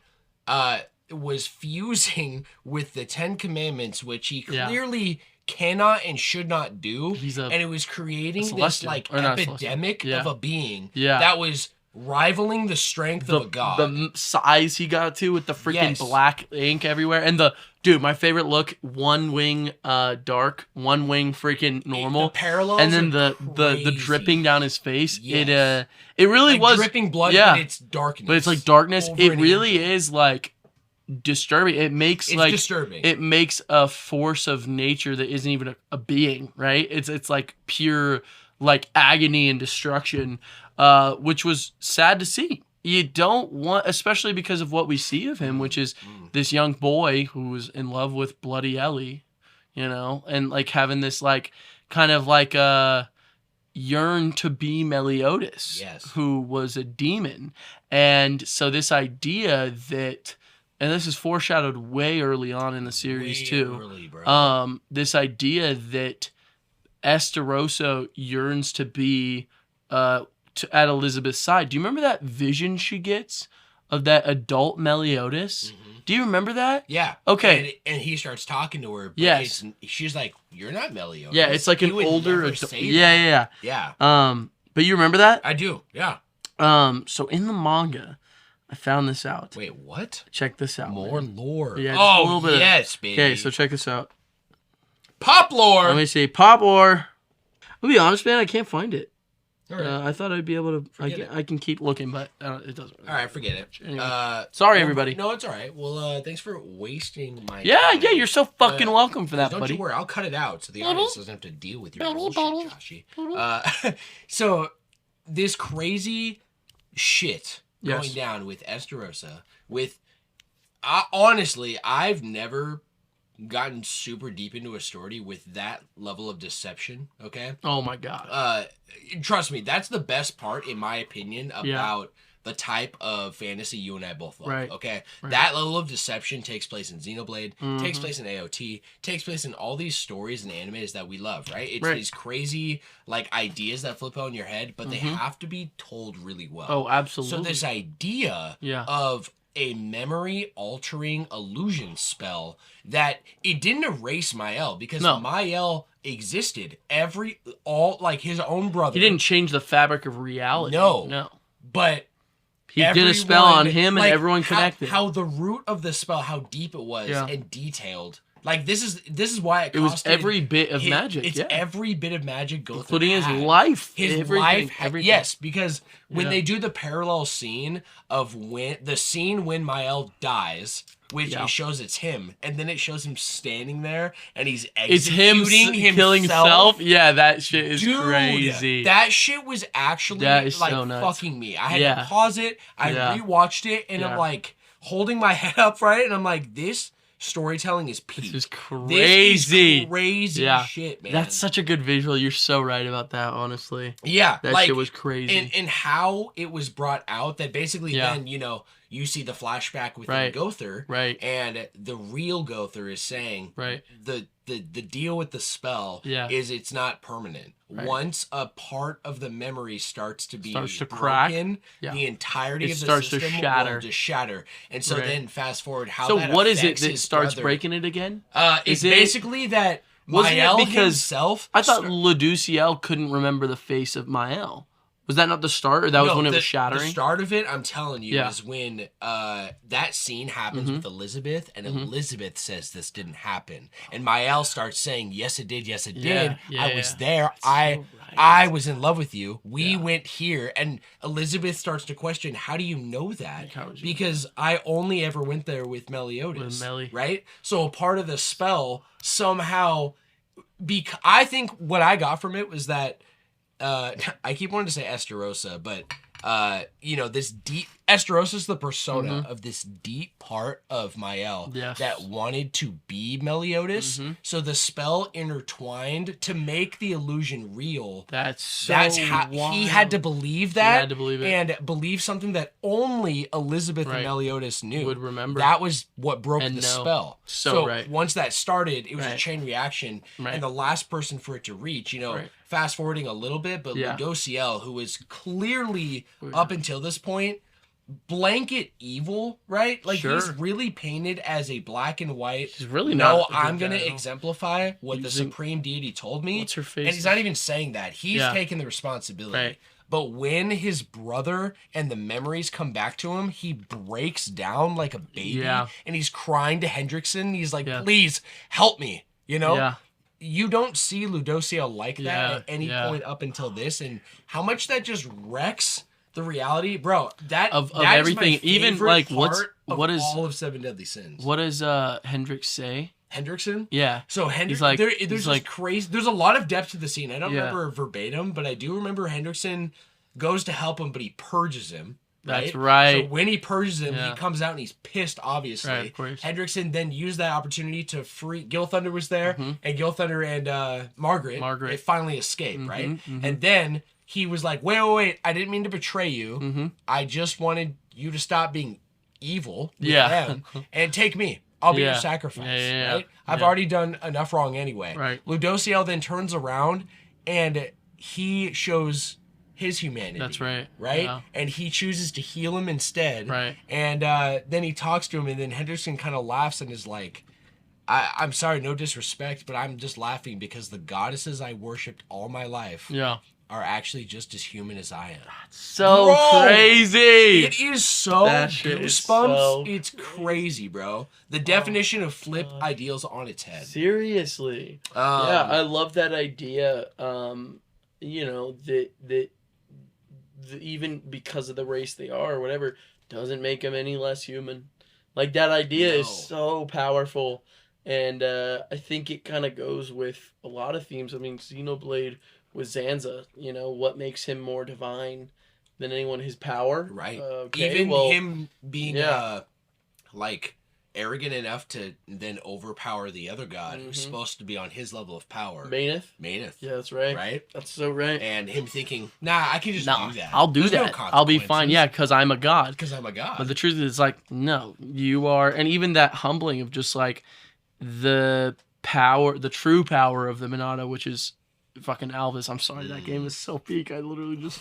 I'm sorry, I'm going on a fucking tangent.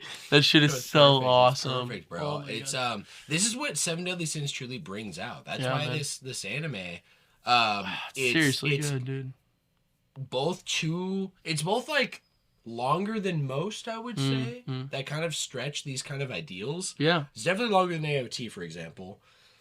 But is it? It almost is also not long so. enough. You know? Is it longer than AOT? It's got to be because seasons, according to the Japanese seasons, that's 4 seasons that are 20-something episodes. Right? And then they have the 4-season special, and now they're going on... I mean, I guess if you don't include the but AOT's like the Apocalypse, AOT's like 79. 80-something. Yeah. Or 82? Maybe 82. So maybe there's like 84. Yeah. Wait. Maybe. No, it's got to be. This is like in the 90s, I want to say. Really? So just a hair longer? Okay. Maybe I guess it's not as long as I thought. I mean, it's probably longer now with 4 Nights coming out. Yeah. But yeah, if you want to count that as I think you're right. Definitely. But man, it's almost not long enough also because and I think that's just a testament to how much I have truly just never loved a main cast of characters. I'll say this, Josh. yes. I think for me, my personal baseline Yes. for loving every mainline character and then some, most, if not all of the characters in the universe. Yes. The baseline for that, for me, the bar is Seven Deadly Sins for an anime, and it is Xenoblade for a video game. I'm so with it. Are you with it? I am with it. I would say, seriously, there is something truly special about this show. It got me really back into anime more than That's most. crazy you say that because it did the exact same thing. Did the same for me. I mean, yeah. It was such a. I really had not been as invested in a story like that in a long time, and seriously, I just got really, really hooked on all of it. And, you know that this is the first anime I watched when we moved in the house. That's after right. we moved in. Yeah. Yeah. Because I was telling you had. Yeah, to. and you know who sealed it on the head for me, and I watched it that night. It was Azzy. Really? Yeah. What did he say about it? We just had a little kickback with the Rocky Boys. Oh yeah. And he was like, "Dude, Josh," like he basically, I mentioned it because you told me to watch it. Yeah. And he like grabbed my shoulders and he's like, probably the first times I've really even talked to Azzy much, and he's like, "Dude, stop fucking around. You need to watch Seven Deadly Sins." So good. And I did, and I fucking loved it, bro. We didn't really touch on kind of like how it all wraps, right? So it really wraps with the Demon King saga, right? And then the opening of Chaos, right? Mm-hmm. I want to leave the floor open to you. Sure. If there's anything in particular you want to say about that, we can wrap it up. Well, I'm still following with 4 Nights of the Apocalypse. I want to wait for the episodes to come out. Oh, yeah. But I just want to say about Seven Deadly, you don't really know anything about Chaos. You kind of get this sense that this is what Merlin has been searching for or kind of fighting for, and in almost a kind of a dark way, we kind of lose complete touch with Hawk's mom, who we think is kind of just a good guy, or even not even that they are a bad guy, but just something a little bit like more simple, right? And it turns out to be something crazy, right? Something not that we could have expected at all. Kath. The idea of Kath and what Kath is. Crazy. That's crazy concept. Seriously is. Chaos just takes reality and flips it on its head. Literally can switch it up completely. I have a question. Yeah. Why does Hawk's mom look like Hawk? It's just the form I think it takes. I think that's just just what it took. Yeah, I think that's just the form it takes, because Chaos doesn't really exist. It exists in the middle of conflict. Like, it doesn't exist within the conflict of the Holy War, which is why it didn't take place anywhere. And even I'd say if we're talking about like finally getting to the big characters, the most powerful beings in this universe. It's not beings that like the Lady of the Lake, some crazy stuff with that we don't really get to even completely scratch the surface of that idea, barely, but we know how powerful she really is. Unlimited magic is the craziest idea and the in Demon this world. King knew about it. Yeah, absolutely. Right? Like, well, what was he gonna do about it?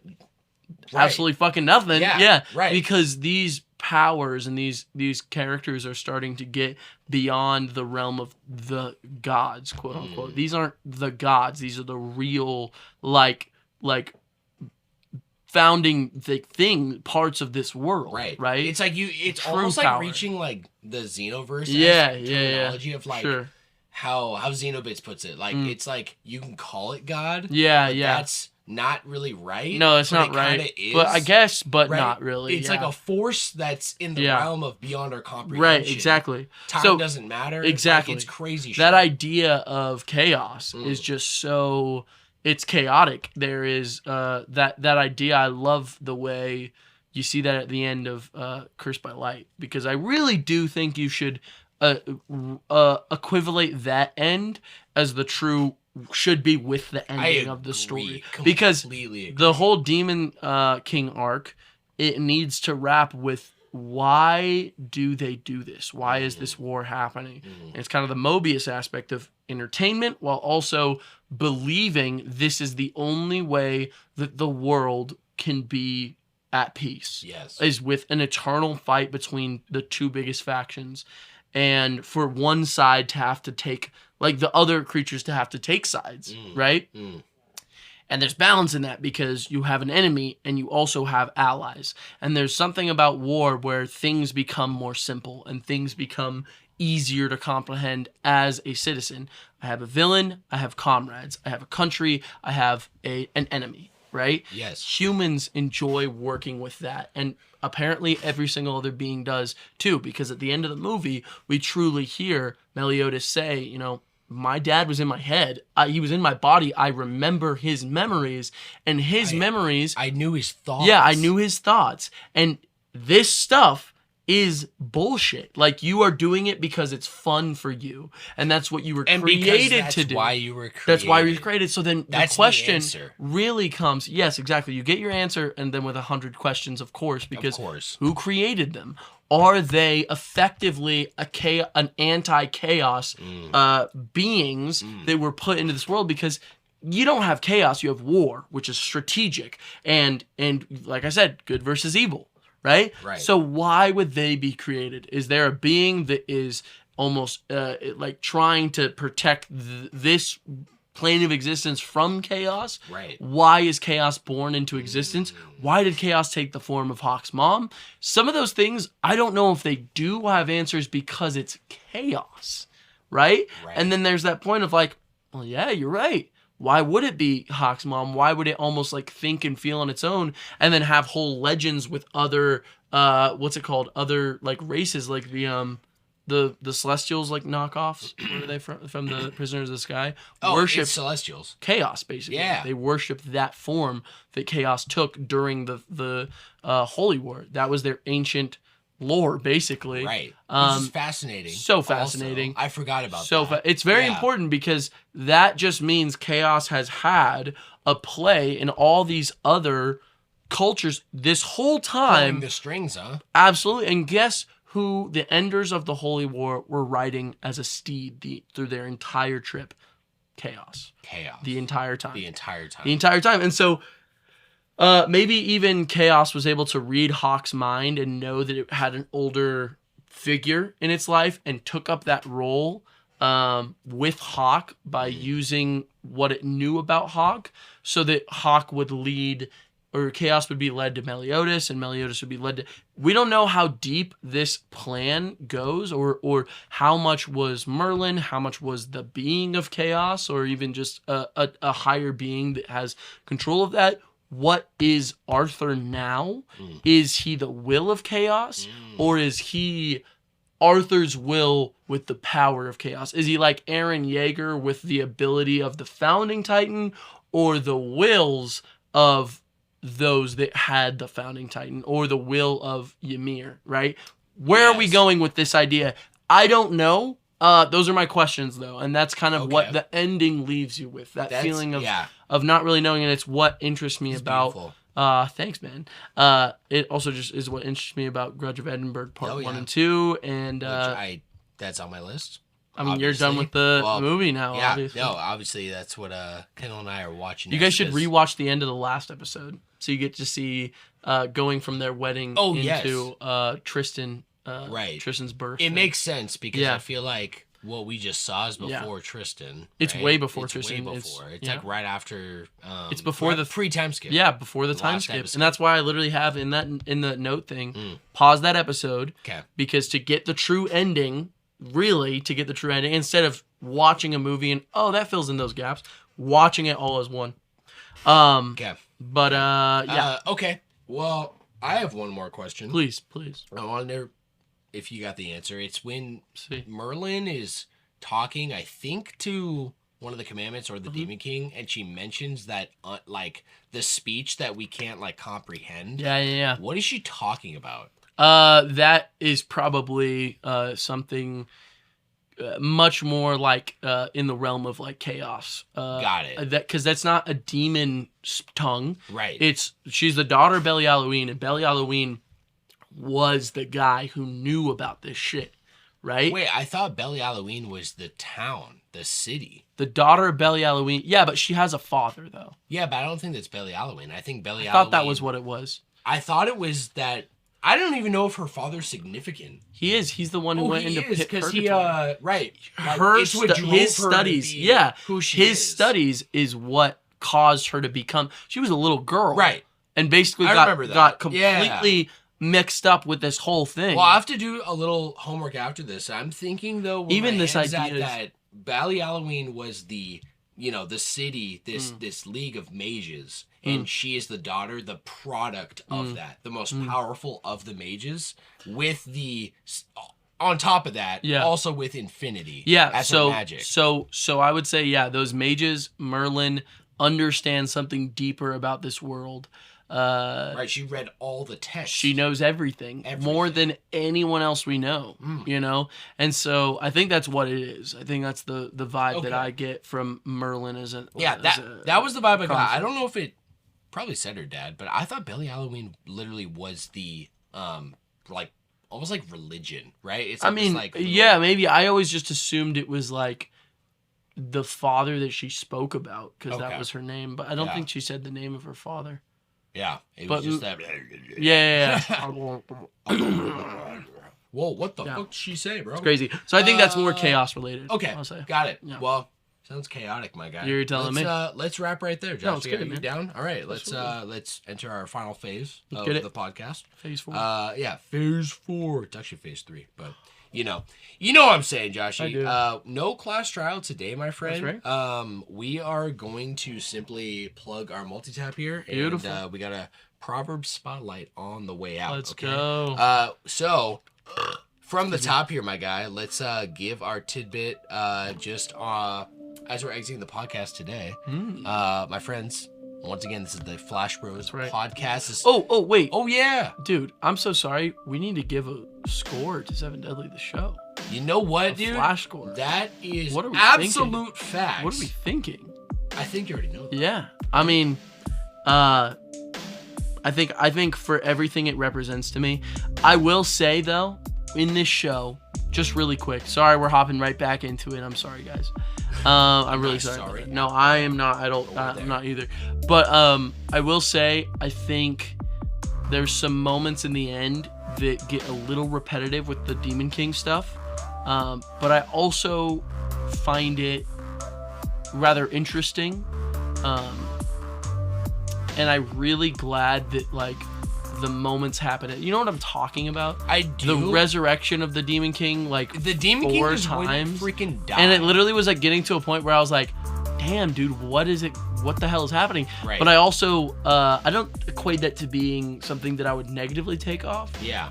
Even points for, to be honest. It's almost just acknowledging what it is. That's what I'm saying. I also don't think... repetitive. Yeah, it is repetitive, but I don't think it's doing it because it doesn't know where it's going. I think it wants to emphasize the idea of how powerful the Demon King is, and also the representation of them literally having to fight Britannia at the end, and Escanor having to literally square off with the Demon King in Zeldris's body, and wrapping up the stuff with Zeldris, and even just this idea that you can't just kill a god that easy, to be honest. Right? And so I'm with it. I'm 100% with it. Yeah. I thought I should mention that because that's definitely something I thought about a lot. Yeah.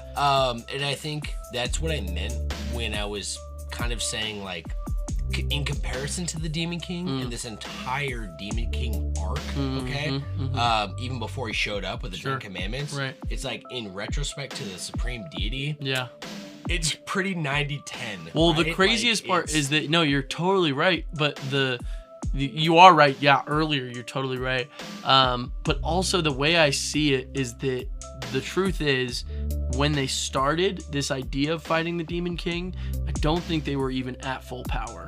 And I feel like they, over time, get there, especially towards the end. They do. And then everything is purposeful. I think what's kind of cool about the Supreme Deity, I mean, she's pretty tough. She knocks him back a couple times. But really getting wiped is the idea that, yeah, we've done this shit already. We went through that was the theme grind. of the movie. Exactly. We've done this already, so just leave. Like, we already dealt with the Demon King. Get the fuck out of our sight. And so I see what you mean. I really do. Right. But I also I don't know if it could be better. I don't know if I could say it could be different. That's where I'm at. Yeah. I don't know. I definitely would say, though, watching that movie, it just feels right, I guess. It does feel right. And where I'm sitting now, everything I've seen with the Demon King, I also think it now that I'm thinking about it more, trying to think of some reasons, don't you agree that, like, the downfall, I think, of this idea of light and darkness, it's almost like innately, even like going to like my own faith, like light always overpowers dark. Oh yeah. So that's exemplified in this anime, in that the goddess race is innately just way stronger than the demon race. The 4 archangels are stronger than the 10 commandments. Like, it shows it over and over. Yeah. So, you know, but the Supreme Deity, she knows she can't just wipe out the Demon King, so she won't. Right? Even though she probably could. So in a sense, she's like that stronger side, right? But what comes with that level of power, bro? At its highest form, in a sin-like way, right? It's arrogance. It's pride. So the whole demeanor she has until she dies is ha, ha, ha. Yeah. Right? To everything that's happening. That's right. You think you have any chance against me? And they're like, nah, bitch. You have no idea who you're talking to. You don't know what we've gone through. But it has to be like that. Right? And that has to be her downfall. Right. Is that is pride, and it's not in an Escanor sin of pride way. Yeah. You know, like the downfall of what you are. Yeah. Right. The almost like the what's the word? Almost there's a word for it, but like the opposite, the repentance of that sin of pride, which is how Escanor went out, right? Like everything was with purpose, you know? I agree. Everything was with heart, with love. I love Escanor. And I love that death too. I think it's so beautiful. And so even if she knows things that nobody else knows, and being offended if they're trying to judge it, it's still her downfall. She's still lost. Agree. If she really didn't want the era to come, then she wouldn't let She's God. Yeah. But she fell. Yeah. Okay. She did. So this is what it was meant to happen. I agree. I agree completely. So with everything said, and the ideas that we just even went with, because I think I wouldn't even call those really complaints, more like unsurety. Unsurety of where it's going or where it was going. No, I'm with you. What do you think we should rate this bad boy? I'm absolutely gonna push for a 5. I know we give high scores. I know. A lot around We just been talking a lot about the shit. Maybe we just talk about things that we think are peak. Also, we also do. And I didn't want to do too many. But I want to be real, bro. This deserves a 5. I think I'm gonna have to watch it twice. Now the second time being all the way through, but I watched up until season 5. Yeah, you were at the. I was like at the end, halfway through season 5, literally. I just didn't see the chaos shit. Yeah. Okay. Yeah. This is truly just told so well, and I would recommend this to anybody. Anybody who already loves anime, they'll absolutely love this. If you don't love anime, it might actually get you to love anime. Yeah. Truly, because I think it does represent those tropes, like Absolutely. I said. Yeah. It's really silly, Yeah. but also really serious. And switches some of those things around. It does. It does. It also tackles, again, I'm going to say, a major bonus to my score of this anime is how it handles romance.